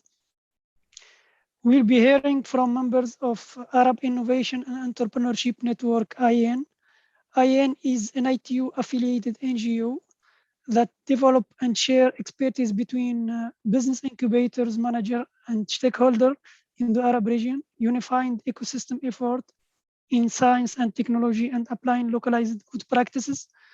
IAN provides a platform to knowledge sharing and co-creation and engagement, support business incubation and acceleration, smart networking, internationalization of SMEs, and innovation for sustainable growth and new opportunity for entrepreneurs. During this session, we'll hear about the challenges and opportunity of business incubators and accelerator in the Arab region and vision of IAN and its contribution to ecosystem development and the experiences of its member. Let's meet our panelists. Dr. Bassem Hassan, could you present yourself, please? Hi, everyone. Good afternoon. My name is Bassem Hassan. I'm the General Manager of Technology Transfer and Commercialization at King Abdulaziz Institute for Science and Technology in Riyadh, Saudi Arabia. So in the last 3 years, I've been involved in a lot of activities and projects regarding governing and strategizing for innovation and innovation facilitation at both institutional and national level. I also worked on several projects to support tech entrepreneurs and technology commercialization. Thank you. Thank you, Mr. Bassem. Mrs. Rania, could you present yourself, please? You are muted, Mrs. Rania.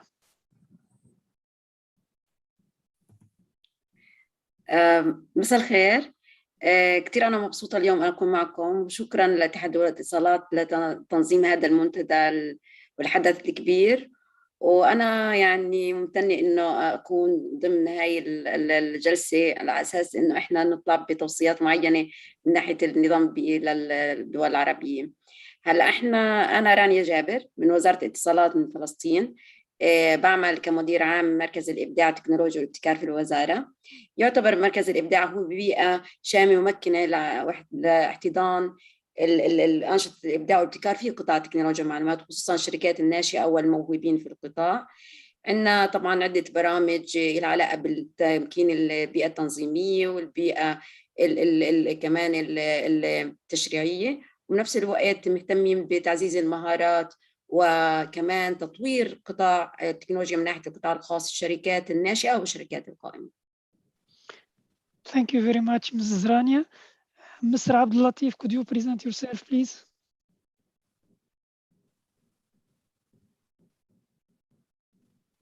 السلام عليكم ورحمة الله. تحية طيبة لكم جميعا. شكرا للسادة المشرفين على هذا البرنامج. اسمي عبد اللطيف إبراهيم القاضي من ليبيا، كو-فاوندر لريادة ليبيا، وهي مؤسسة تهتم بالابتكار والإبداع، وأيضا رئيس اللجنة المشرفة على مشروع مدينة الزاوية للعلوم والتكنولوجيا، ومستشار لوزير الصناعة. الحقيقة يعني موضوع الابتكار في الوطن العربي موضوع مهم جدا ويجب الاهتمام به لكي نؤسس قواعد متينة للاقتصاد المعرفي اللي هو الآن يعتبر الاقتصاد البديل لكل الاقتصادات الأخرى، لأن اقتصاد مواد لا تنضب يعتمد على رأس مال الفكري بدل من الموارد الطبيعية اللي تنضب. لهذا احنا يعني مركزين تركيز كبير على هذا البرنامج، توفير البيئة والمناخ الإيكولوجي اللي يساعد على الابتكار ويساهم في دعم الريادة في الوطن العربي إن شاء الله. Thank you very much, Mr. Abdul Latif. Mrs. Sagal, could you present yourself, please? Yes, I just wanted to say thank you so much for giving me the opportunity to speak today. I am the Chief Strategy Officer at IFTIN Foundation. IFTIN Foundation is an organization based in Somalia that has supported over 1,000 entrepreneurs, and we work on implementing youth employment and entrepreneurship programs. And my work focuses really on youth economic integration as well as wellness, youth wellness. And we currently co-manage the Center for Youth Wellness, Employment and Excellence with City University of Mogadishu, and we are currently working on developing a business incubator. Thank you. Thank you very much, Mrs. Sagal. Mr. Samer, could you present yourself, please? مساء الخير للجميع، الله يعطيكم العافية. أنا المهندس سامر الأسود، مهندس معلوماتي، شريك مؤسس ومدير تنفيذي لحاضنة أفكار بلس بسوريا، بيزد بحما، مدينة حما بسوريا. نحن نشتغل من 2014 في مجال دعم رواد الأعمال بسوريا بتأمين بيئة أو إيكو سيستم مناسب للنهوض بواقع ريادة الأعمال ضمن الظروف اللي عم نعيش فيها بسوريا. عندنا مجموعة من البرامج اللي عم نشتغل عليها بهذا المجال، بنركز بشكل أساسي على الأويرنس لننهض بالواقع، إضافة إلى برامج لها علاقة بسيد فند مع الان جي اوز واليو ان ايجنسيز اللي عم تشتغل عنا، إضافة إلى عم نحاول قدر المستطاع نكون جزء من نتوركس موجودة عنا بالمنطقة لنقدر ننقل الخبرات والتجارب للشباب السوري حاليا الموجود. Thank you very much, Mr. Samer. Mr. Bassem, could you tell us what are the challenges and opportunity incubator and accelerator in Saudi Arabia face? Sure. Well, there are several challenges that we are facing in Saudi Arabia, in the ecosystem. In my opinion, the major one is the human capability and skills. So this covers both sides, from the incubation and from the entrepreneurs themselves. So, for example, let's talk about the incubator and accelerator, which they meant to support the creation and development of startups, but they themselves lack the capability and skills to achieve that effectively. In my opinion, that's because the staff that's working in these organizations that comes with little or no experience in entrepreneurship. So they come usually from big corporates or governments. Also, from the other side, I think entrepreneurs lack the major skills that help them in being creative or manage their startups. And here also comes the role of incubators to upskilling the entrepreneurs and their skills. The second challenge I think about is that the majority of the incubator and accelerator in the kingdom, they are fully funded by the government, and the private sector is struggling to sustain whatever, for example, private incubator or accelerator, they are struggling to sustain themselves. And I think here is an opportunity to have hybrid programs between like private sector or private incubator with partially supported from the government. I think one more challenge I want to talk about is networking. We have a good networking, but most of them comes from individual level. We need to have more organized connections and networking, which will which will open more, especially government entities, which is, in my opinion, the most resistive part. So if we have this organized networking, more government entities will be forced to open and help the ecosystem. Regarding opportunities, I think the kingdom is going through major changes and transformation, and they have now clear objectives, especially when we talk about digital economy. These objectives capitalize entrepreneurship and innovation, and that led to the creation of a lot of initiatives to support the entrepreneurship ecosystem. And we started seeing the impact. For example, some of the impacts are how the fund or the investment raised by some companies are hitting record amount, for example, and some startups are now going to make it like to their IPO. Thank you very much, Mr. Batham. Very insightful. Thank you. Mrs. Rania, what about Palestine? Could you tell us about your experience in this regard? حقيقة إحنا عندنا في فلسطين يعني بوجد لدينا أكثر من 35 حاضنة ومسرعة.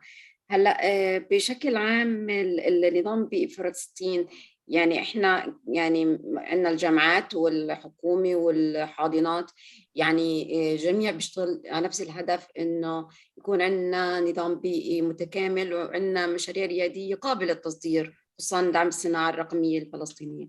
هلا التحديات بالحاضنات عندنا عدة تحديات، في تحديات داخلية بالحاضنة نفسها إذا هي بتكون عندها بزنس موديل أو نظام أعمال مستدام، بنفس الوقت كيف معاييرها كمعايير الاختيار. يعني إحنا إذا في عندنا بدنا نقول الرياديين في عندنا نقص بالأفكار الريادية ونقص بمهارات الرياديين، فهون إذا الحاضنات فكرت بالتهاون بمعايير الاختيار فهون إحنا بصير عندنا تخرج لمشاريع ريادية مش مستدامة.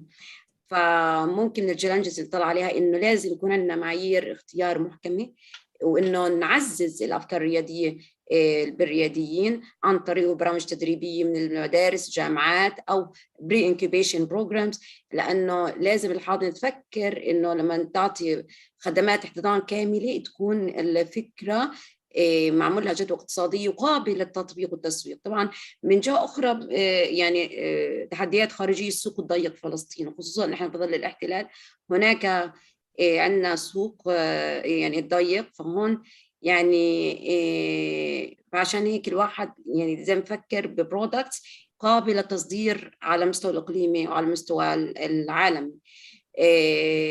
وبنفس كمان احنا بالحاضنات الخبراء يعني ورجال الاعمال والمستثمرين والتشبيك. هون اذا احنا بنقول خبراء يعني ممكن هيك الكل بيواجهها انه خبراء بالمجال، في عندنا نقص خبراء بالمجال، وبنفس الوقت بحاجه الى تشبيك عالي على المستوى الاقليمي وعلى مستوى العالم. Thank you very much, Mrs. Rania. It's very interesting.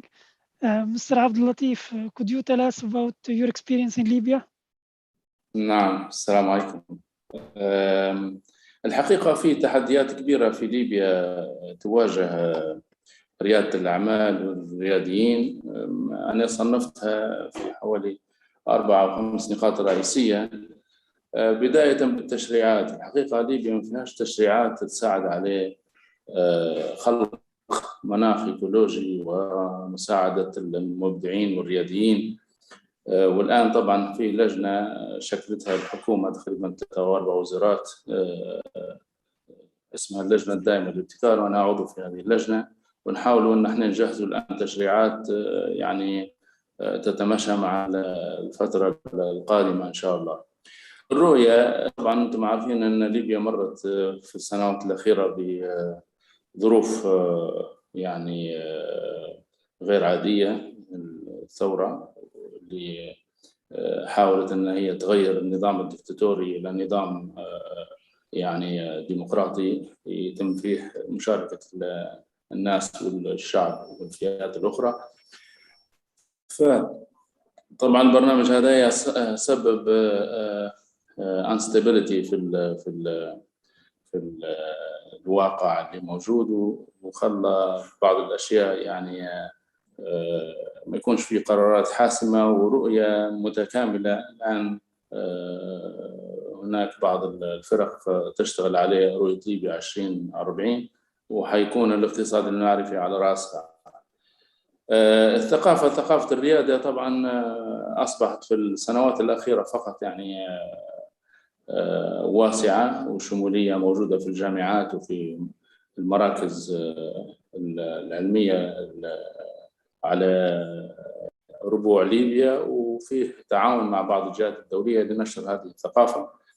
نأتي للنقطة الأخرى اللي هي الدعم اللوجستي. طبعا المصارف ما فيش قروض للشباب، فتلقى فيه مسابقات كثيرة على الريادة وتدير فيها جهات محلية بالتعاون مع الجهات الدولية، لكن في النهاية عشان الأوت كم يقعد رائد الأعمال هو نفسه رائد الأعمال يشارك في المسابقة الأولى والثانية وحتى بعد 5 سنوات ما بداش ستارت اب متاعها، لأن ما فيش الإيكو سيستم اللي يحويه.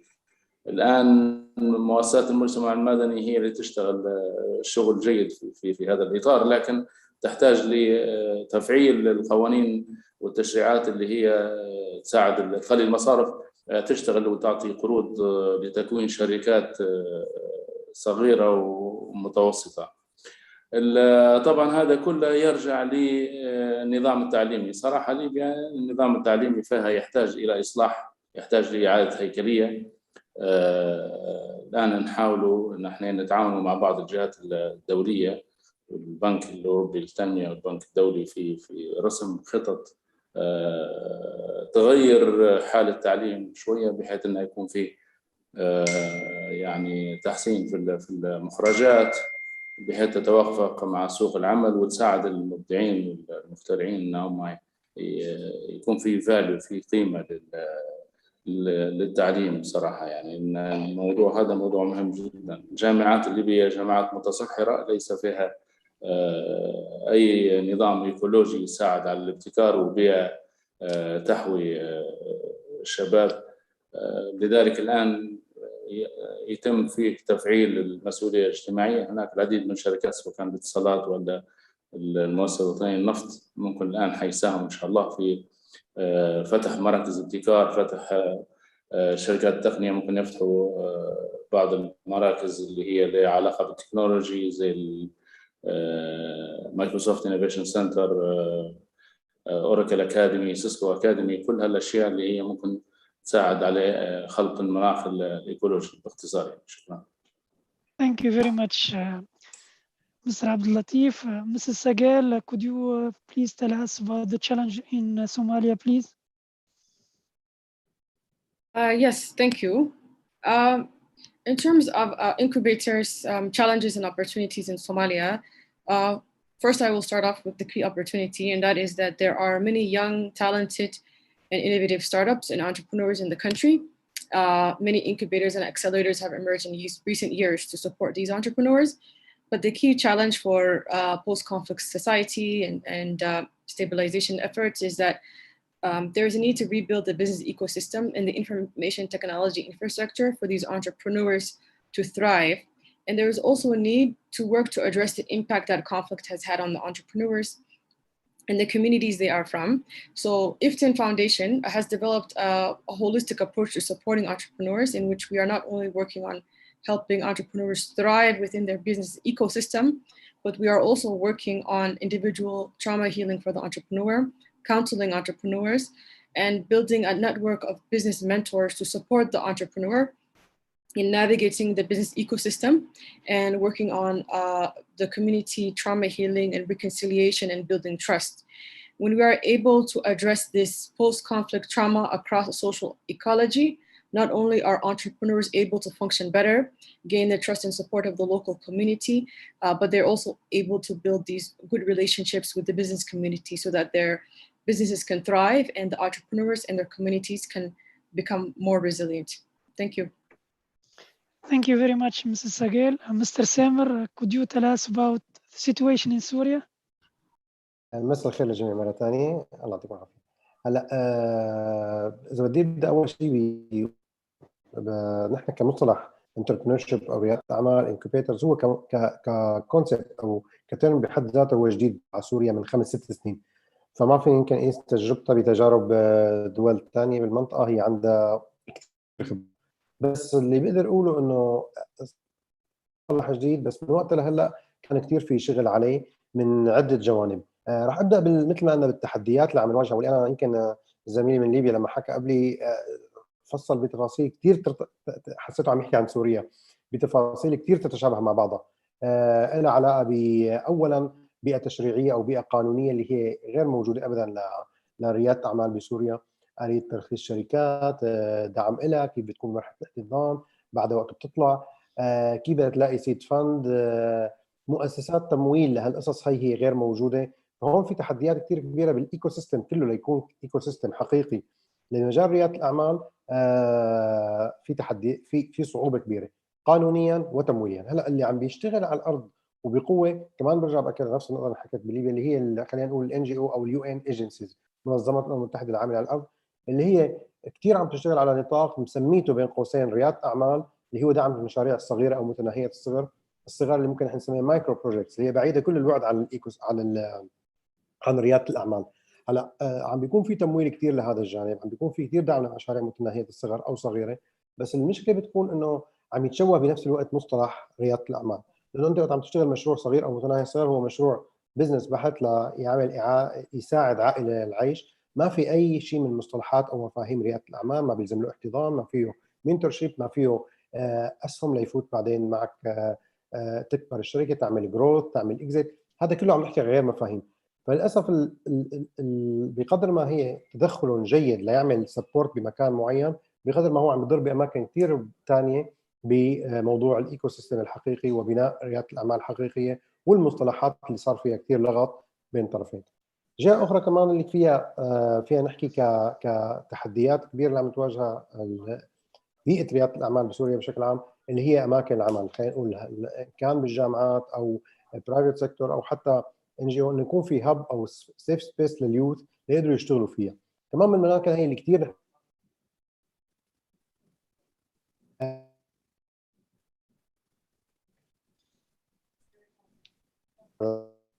مستر سامر قويه، ويمكن مؤخرا بديت في عندنا بالشام الثلاثي. تفضل. الو It's okay. It's okay. Just could الو you wrap up, please? سوري Could you wrap up, please? اوكي سوري. فهي من النقط الثانيه اللي ممكن يكون عندنا فيها مشكله بسوريا. النقطه الثالثه اذا بدي اختصر مشان ما اطول اكثر من هيك، اللي هو تاثير العقوبات اللي عم تكون عم تروح على افراد او عم تروح على لحدا بده يعمل ستارت اب. هو ما فينه مثلا يحول مصاري، كريدت كارد ما فينه يستعمل، او مبسوط انه بليبيا بديت مثلا جوجل اوراكل، نحن هي ممنوع تكون عم تشتغل عنا، فهي عم تسبب ضعف للبنيه التحتيه. بالمقابل اذا بدنا نحكي على فرص، فممكن نحكي عن نقطتين مهمات جدا، اللي هو البرامج اللي عم تكون اونلاين مثل هذا البرنامج اللي عم يكونوا. We do not hear you, Mr. Wissam. واللي هي ممكن نحكي على المغتربين السوريين اللي هن راس مال. سوري الصوت في مشكله. Go ahead. There is some Okay. cut in your سوري. هي احد التحديات اللي عم تشوفها هلا لايف قدامك. Exactly. تمام. ممكن نحكي عن نقطه ايجابيه اللي هي المغتربين السوريين اللي ممكن عندهم اكسبيرينس كثير كبيره، عندهم ارتباط، فهن كثير عم بيكونوا بيقدروا يعملوا سبورت في حال كان هذا الايكو سيستم عم يتطور. عمليا ممكن احنا نقطتين نشتغل عليهم: الاويرنس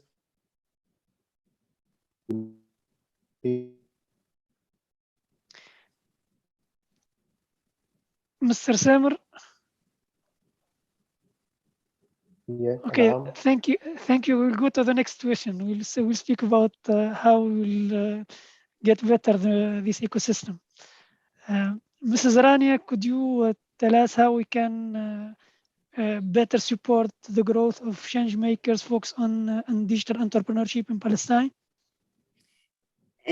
هلا احنا ممكن نبلش نحكي انه بداية إنه في عنا فرص للرياديين، وعندنا بنفس الوقت للرياديين وللقطاع الريادي بما فيه الحاضنات.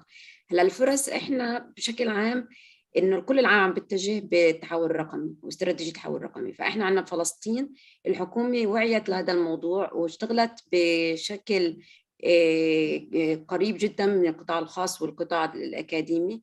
فتم تطوير إحنا تعديل لأجنة السياسات الوطنية، تم تطوير الاستراتيجية الوطنية للعناقيد خصوصا العنقود التكنولوجي.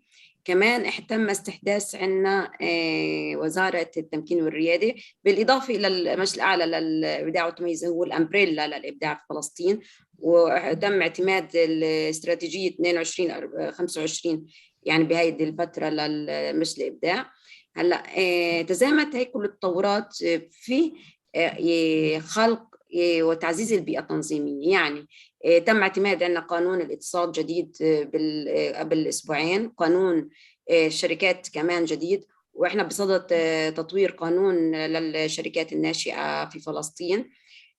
كمان في عندنا برامج تأهيلية لرواد الأعمال خصوصاً الخريجين في قطاع تكنولوجيا معلومات، على أساس إنه إحنا بدنا ندعم استراتيجية التحول الرقمي خصوصاً بأدوات الابتكار والذكاء الاصطناعي.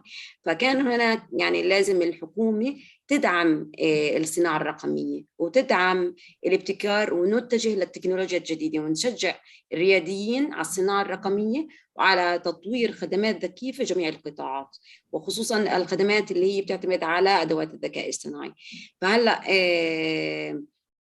إحنا بصدد إطلاق منصة البيانات المفتوحة لإتاحتها للرياديين وللمبتكرين. كمان وقعنا اتفاقيتين مع البنك الدولي في برنامجين تطويريين: برنامج لتطوير قطاع التكنولوجيا ويعني دعم القطاع والشركات نحو البحث والتطوير، وإنشاء مركزين للبحث والتطوير في فلسطين، عدا عن تطوير الشركات نفسها، وبنفس الوقت دعم المهارات والتدريب بهذا القطاع لتمكين الخريجين بهذا القطاع بتطوير منتجات قابلة للتصدير وفتح الأسواق العالمية. هلا المشروع الثاني دعم البنية التحتية، الكونكتيفيتي، ودعم الخدمات الحكومية وإطلاق منظومة الدفع الإلكتروني. خلال يعني إحنا فلسطين ممكن خلال شهرين ممكن نطلق منظومة الدفع الإلكتروني ومع 10 خدمات حكومية.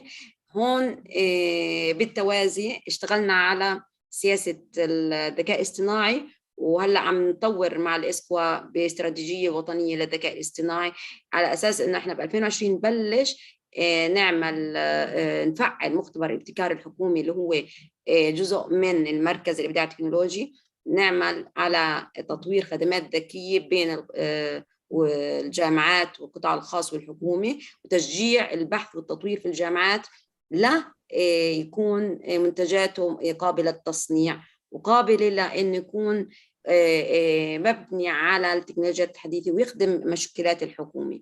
فهون إذا إحنا وصلنا لهي المرحلة بنكون إحنا عمالنا بنشجع الرياديين إنه يستثمروا بنفس الوقت إن في هناك برامج مكثفة على المهارات، خصوصا مهارات ريادة الأعمال والرقمية، لأنه إذا هلا إحنا بعصر الثورة الصناعية الرابعة لازم نكون يعني نبلش مع المهارات، نفكر بعد 20 سنة كيف إحنا بدنا نكون. فإحنا برامج في أطلقنا مبادرة المليون مبرمج، يعني بنعطي مهارات مكثفة بالبرمجة والترميز من عمر 9 سنين لعمر 22 سنة. فعم نفكر كيف إنه الجيل الجديد خصوصا والخريج كيف بده يطور خدمات تواكب التطور العالمي، وخصوصا إحنا بطلنا نحكي عن خدمات عادية، بدنا نحكي عن المدن الذكية، بدنا نحكي خدمات قائمة على الIoT على الذكاء الاصطناعي. فهون بنتمنى انه يعني جميع اللاعبين في النظام البيئي عندنا في فلسطين انه نقدر انه نعمل تغيير حقيقي. احنا ممكن انا ما بدي اقول في بعض الامور احنا بالبدايات، ولكن في بعض الامور احنا ماشيين فيها، واتمنى انه التشريعات اللي عندنا اللي احنا ناقصه انه نقدر انه نطورها ونمشي بهذا الموضوع. Thank you very much, Mrs. Rania.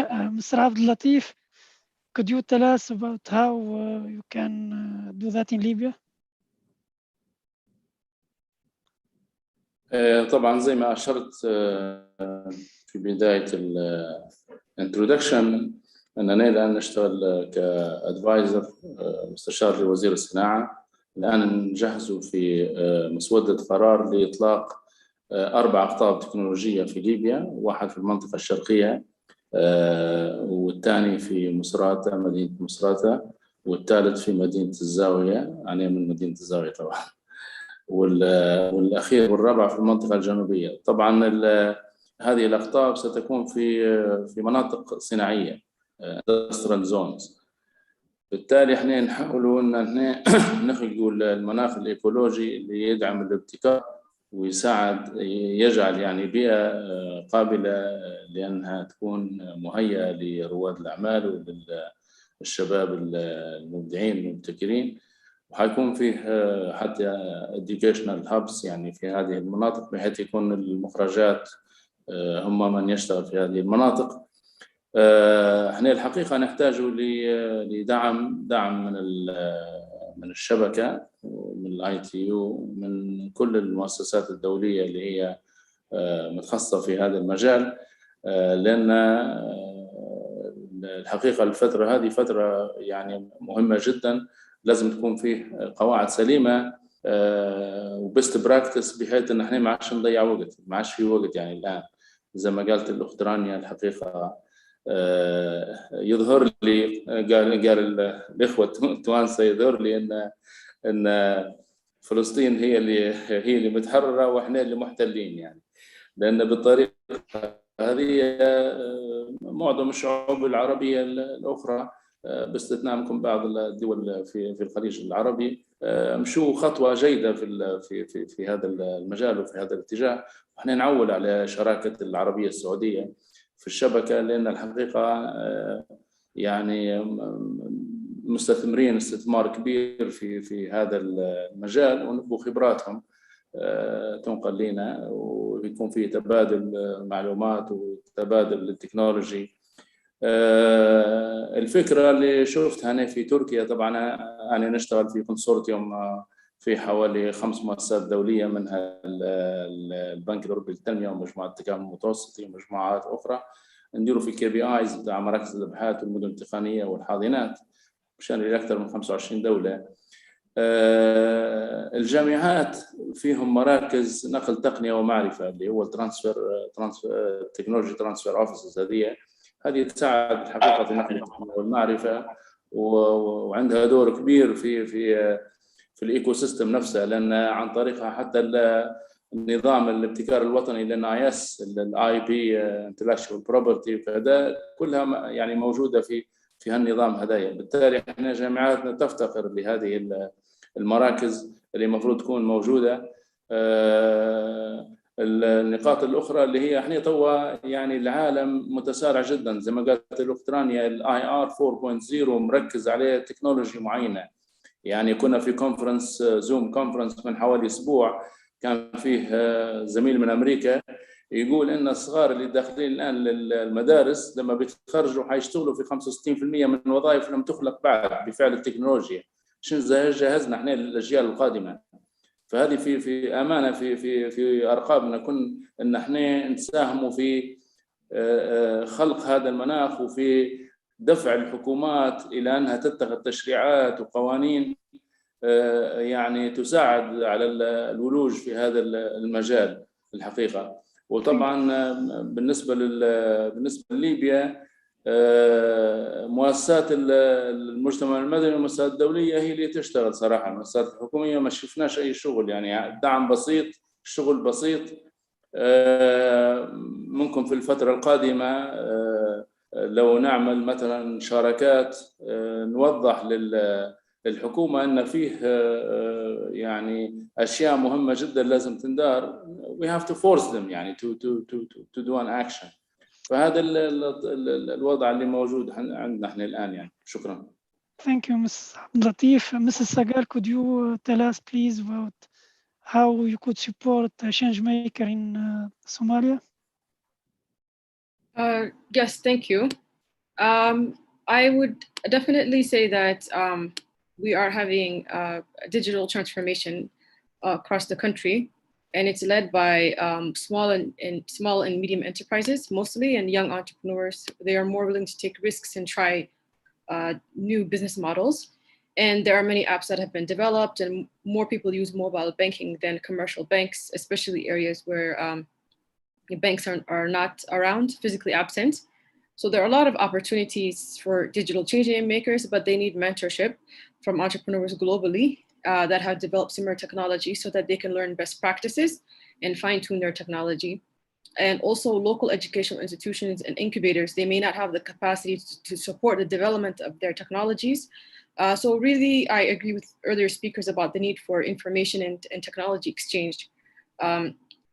And the need especially for exchange between regional and international incubators and educational institutions to boost opportunities for the digital change makers, as well as access to investment opportunities. So thank you very much. Thank you very much. Mr. Samer, could you tell us how we can support change maker in Syria? تمام. هلا هون جانب مهم ممكن ينشغل عليه بسوريا واذا كان نحن باعتبار الواقع هلا مثل ما لسه جديد بسوريا كايكو سيستم بمجال رياده الاعمال، ممكن نرجع نحن للشريحه عمريه اصغر ونشتغل عليها على مدى اطول. وهذا شيء مؤخرا حقيقه بدي يعني نشتغل عليه. في عندنا مجموعه برامج، ان كان نحن في عندنا شيء اسمه الاولمبياد الوطني اللي هو عم بيركز على النيو تك لاعمار صغيره، مجال مسابقات برمجيه، مسابقات هاكينج، مسابقات لها علاقه بروبوتكس، 3 دي برينتينج او في ار، قصص لها علاقه بنيو تكنولوجي باعمار صغيره. هي بتعطي لقدام دافع، ممكن يكون عندك جيل او عندك تشينج ميكرز لقدام هن فعلا قادرين يعملوا تغيير حقيقي. بشكل عام حتى نحن بمؤسسه افكار بلس صار لنا سنتين عم نجرب برنامج له علاقه مع اعمار صغيره يافعين، تكنولوجيز له علاقه ب 3 دي برينتينج لهي الاعمار. صار عم يربط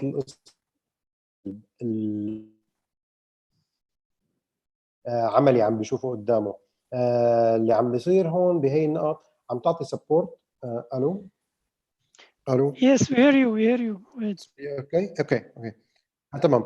هاي عم تخلي في سبورت لهذا الجيل اللي بيقص انه انت لقدام في حال بده يصير عندك ايكو سيستم افضل، صار عندك مراكز بتحتضن الشباب، صار عندك حاضنات حقيقيه، صار عندك مؤسسات برايفت سيكتور او بانكينج هي ممكن تعمل سيد بهيك شباب او بهيك تكنولوجيز، انت جاهزين للمستقبل بهذا الدومين. تقريبا فينا نحكي هذا الدومين نوعا ما افضل من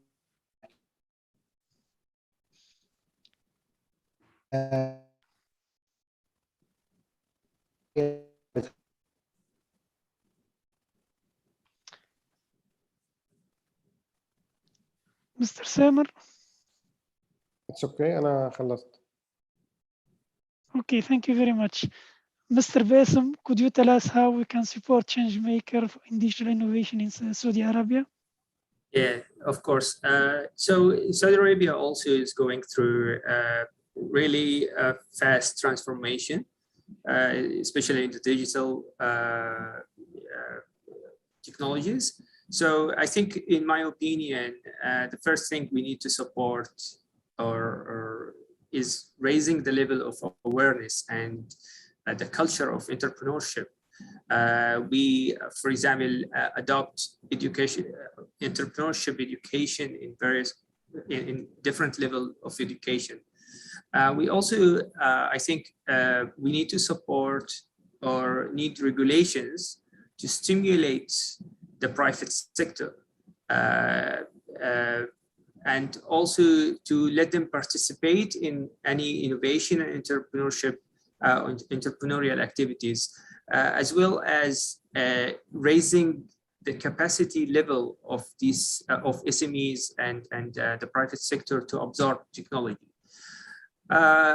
Also, I would like to talk about the importance of effective coordination and collaboration between all enablers and stakeholders in the ecosystem. They should work on shared objective, like toward innovation, for example, and how they enable the innovation ecosystem, especially universities, for example, and research centers, where they are the source of the human capital and the technologies that comes that spread in the country. Finally, I think we need national champions. We have several in Saudi, but we need more national champions to advocate and support the digital entrepreneurship in Saudi. That's all my points. Thank you. Thank you very much, Mr. Bassem. And then the last question, how can Ain assist the member country in their path to innovation entrepreneurship leading to digital transformation? I think one of our attendees asked this question. Mr. Abdel Latif, could you give your answer? طبعا عن طريق الشبكة العربية يفترض أن احنا يكون عندنا خطة متكاملة لدعم الشركاء. موضوع الايكو سيستم هذا موضوع مهم جدا، وفيه كثير من الشركاء يعني عندهم past experience و best practice. لو تفعل حتى موضوع السوفت لاندنج حيكون له اثر كبير، لان تشبيك ونقل خبره من مكان لاخر.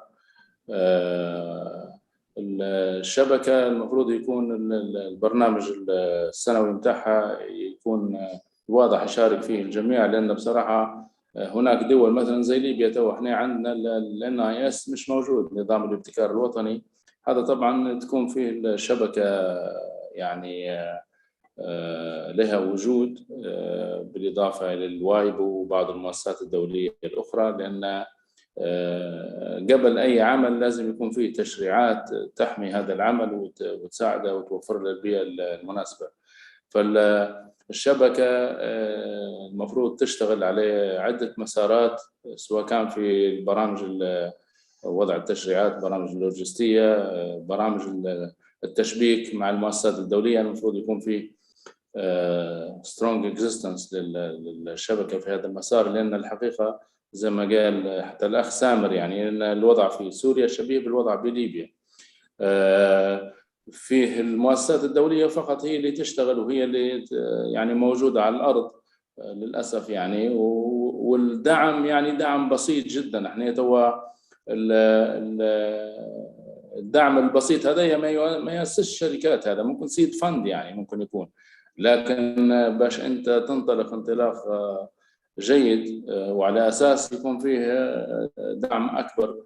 واعتقد ان من الدول اللي عندها المؤسسات الدوليه تونس تقريبا اكثر دوله يعني شريكه مع المؤسسات الدوليه. ونشوف احنا اخر شيء اللي هو سوسه تكنوبارك، الحقيقه سوسه انوفيشن سيتي مثال رائع صراحه للشراكه الدوليه، وايضا التركيز على التكنولوجي، خاصه هم يشتغلوا على الميكاترونيك بصراحه موديل غير عادي يعني ما شفتهاش قبل في اي مكان. وطبعا هذا كله يعني يدل عليه يعني برامج الشراكه، كيف يتم برامج الشراكه والاستفاده من المؤسسات الدوليه، لان فيه مبالغ كبيره جدا وفي الدول عندها شراكات واشتراكات تدفع فيها وكذا. لكن كيف هذه النقطه المهمه اللي نبيك تركز عليها سيد كمال، كيف ان احنا نقدموا تقرير نقنعوا به الممول ان عندنا مشروع قابل للتمويل.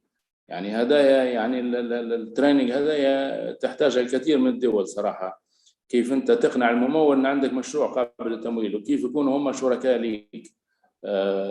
ففي اشياء كثيره تبي النقاش والتركيز عليها وتوضع في خطه عمل متكامله، يتم يعني الشبكه تحاول ان هي يعني تنسقها تنسيق جيد ويستفيدوا منها الشركاء الكل يعني ان شاء الله. Thank you very much, Mr. Abdulatif. Mrs. Sagel, could you tell us about what you expect from Ain to support you in Somalia? Thank you very much. I really want to thank the network for their incredible initiative and efforts to improve collaboration and learning. We are often so focused on the entrepreneurship work we are doing in our respective countries. We don't really have the opportunity to link with other incubators and entrepreneurs across the region. I believe the best way that the network can assist members and member countries is to provide a platform for members to share lessons learned on digital entrepreneurship and best practices within the respective countries. Also facilitating information and technology exchange. And we are especially interested in forming partnerships with incubators, accelerators, and educational institutions across the region. And lastly, having access to the training and skills building for the incubators is also very beneficial. Thank you. Thank you very much, Mrs. Sagel. Mr. Samer. هلا مع حضيف كثير على الحكي اللي كانوا عم يضيفوه. تخيل انه نحن نقدم سبورت الشبكه يمكن نحن الدول العربيه نقسمه لتو ليفلز. دول طلع قطع اشواط كان شيء بيئه تشريعيه او بيئه تمويل او سبيسز عندها اياها، ودول عم تتعلم او هلا فايته جديده بهذا الدومين. فيمكن تكون الليسن ليرند والليدر من قبل الليفل 1 لليفل 2 هو بيساعد على تطوير القصه، وما يكون لانه في فرق بالمستوى كثير بين مثلا انكوبيتر جديده هلا طالعه بسوريا وانكوبيتر مثلا بدبي صار لها او بالسعوديه صار لها 10 سنين، فراح يكون ما في استفاده للطرفين. اتوقع هيك قصه ممكن تصنيف بدايه. ممكن تقدم شيء عم يعمل تريننج الاونلاين، انا بتوقع هو ممكن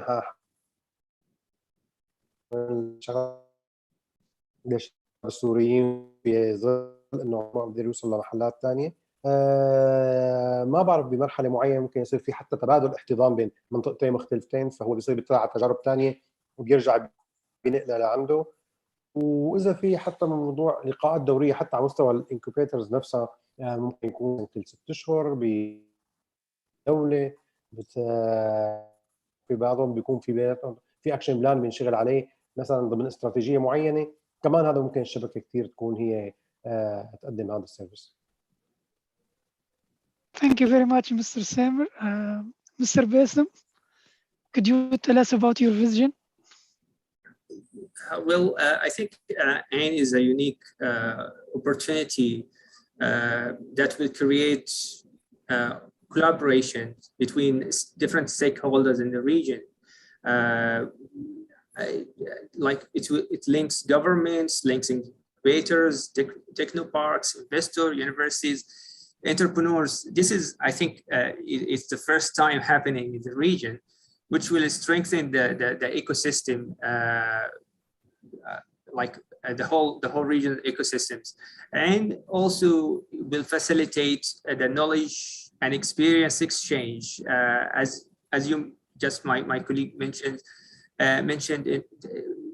We have different levels of maturity between countries, so that will help transferring the experience and the practices from those that with high maturity to those with lower maturities. Also, this will lead to building and strengthening the human capability in business and incubation management, for example, and other capabilities that's needed in the ecosystem. Also, I envision AIN will enable the effective and efficient sharing of resources. In addition of course, the opportunity that AIN will provide for startups to globalize, for example, and expand to other Arab nations through soft landing. Thank you very much, Mr. Bassem. And last and not least, Mrs. Rania, could you tell us about your expectation?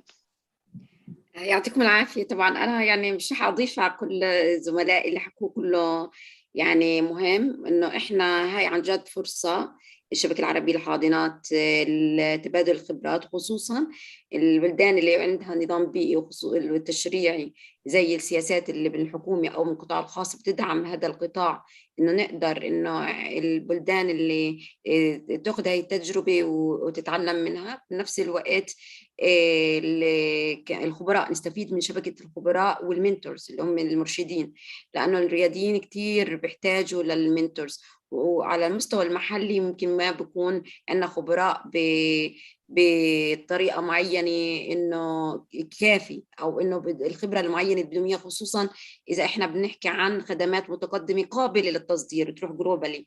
فهون هاي فرصة إنه يكون في عندنا شبكة من الخبراء والمرشدين، وفرصة تانية إنه نصدر هاي المنتجات، إنه الشبكة العربية تتبع على هذا، أو إنه بس السوفت لاندنج بروجرام يكون شوي موجه، إنه إذا في بلد معينة من البلاد العربية بحاجة لبرودكتس بمالي أو برودكت بالزراعة أو برودكت في الصحة، إنه توجه البلدان على الحاجة العربية على أساس إن نقدر نصدر المنتجات مع الرياديين.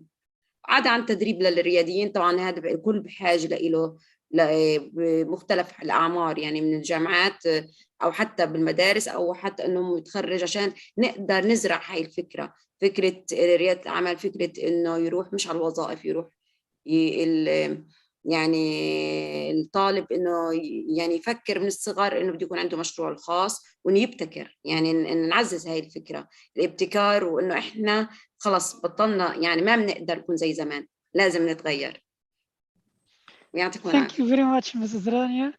If I can add something, AIN is a network of its member, and we try to help you to network, to know each other, to collaborate among the network, and we are a platform that help to discover opportunity and help all the members in the Arab country to discover different opportunity and to give you the support we can, as we can help.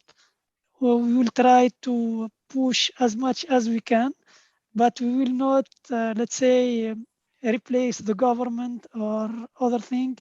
We just create a bridge between all of you to create new opportunities for our entrepreneur. I hope the soft landing program will create very important success story for this network.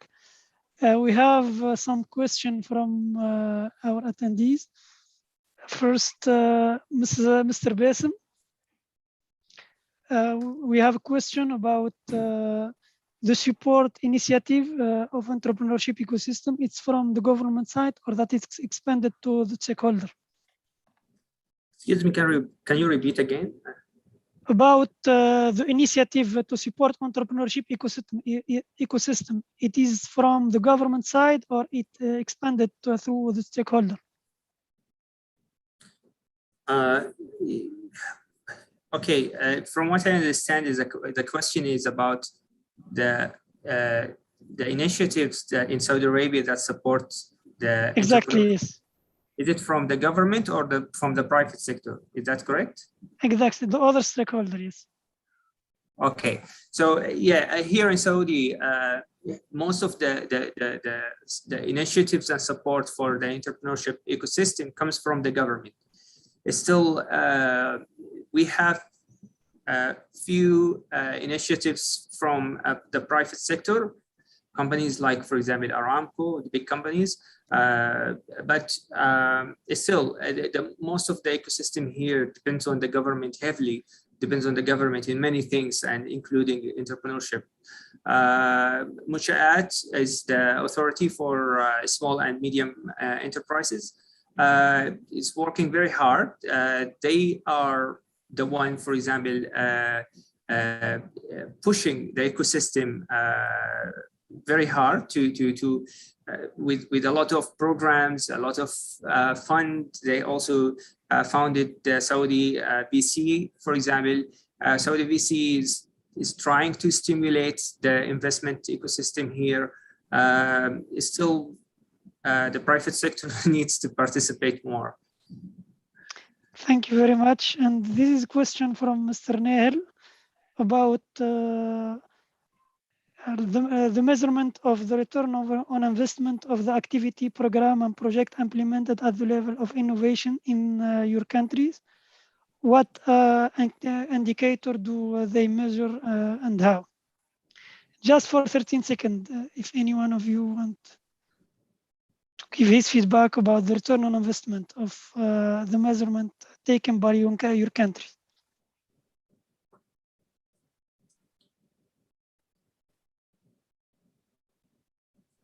Anyone? Okay, let me participate here. So it's very hard to measure whatever initiatives you are launching now or in a short period of time.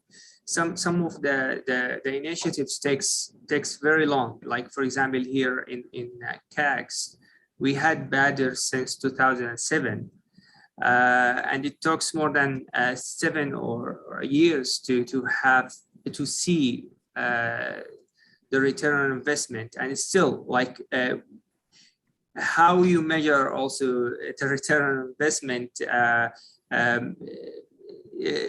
Badr, I think, John, took the ecosystem to a different level, but still we have a long way to go to for example, reach the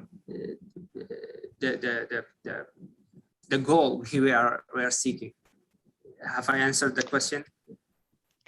Thank you very much, Mr. Faisal, and thank you for our attendees, and we will wrap up the session now. Thank you very much for all of you, our panelists, and thank you. Thank you so much. Thank you. Thank you. شكرا. Goodbye.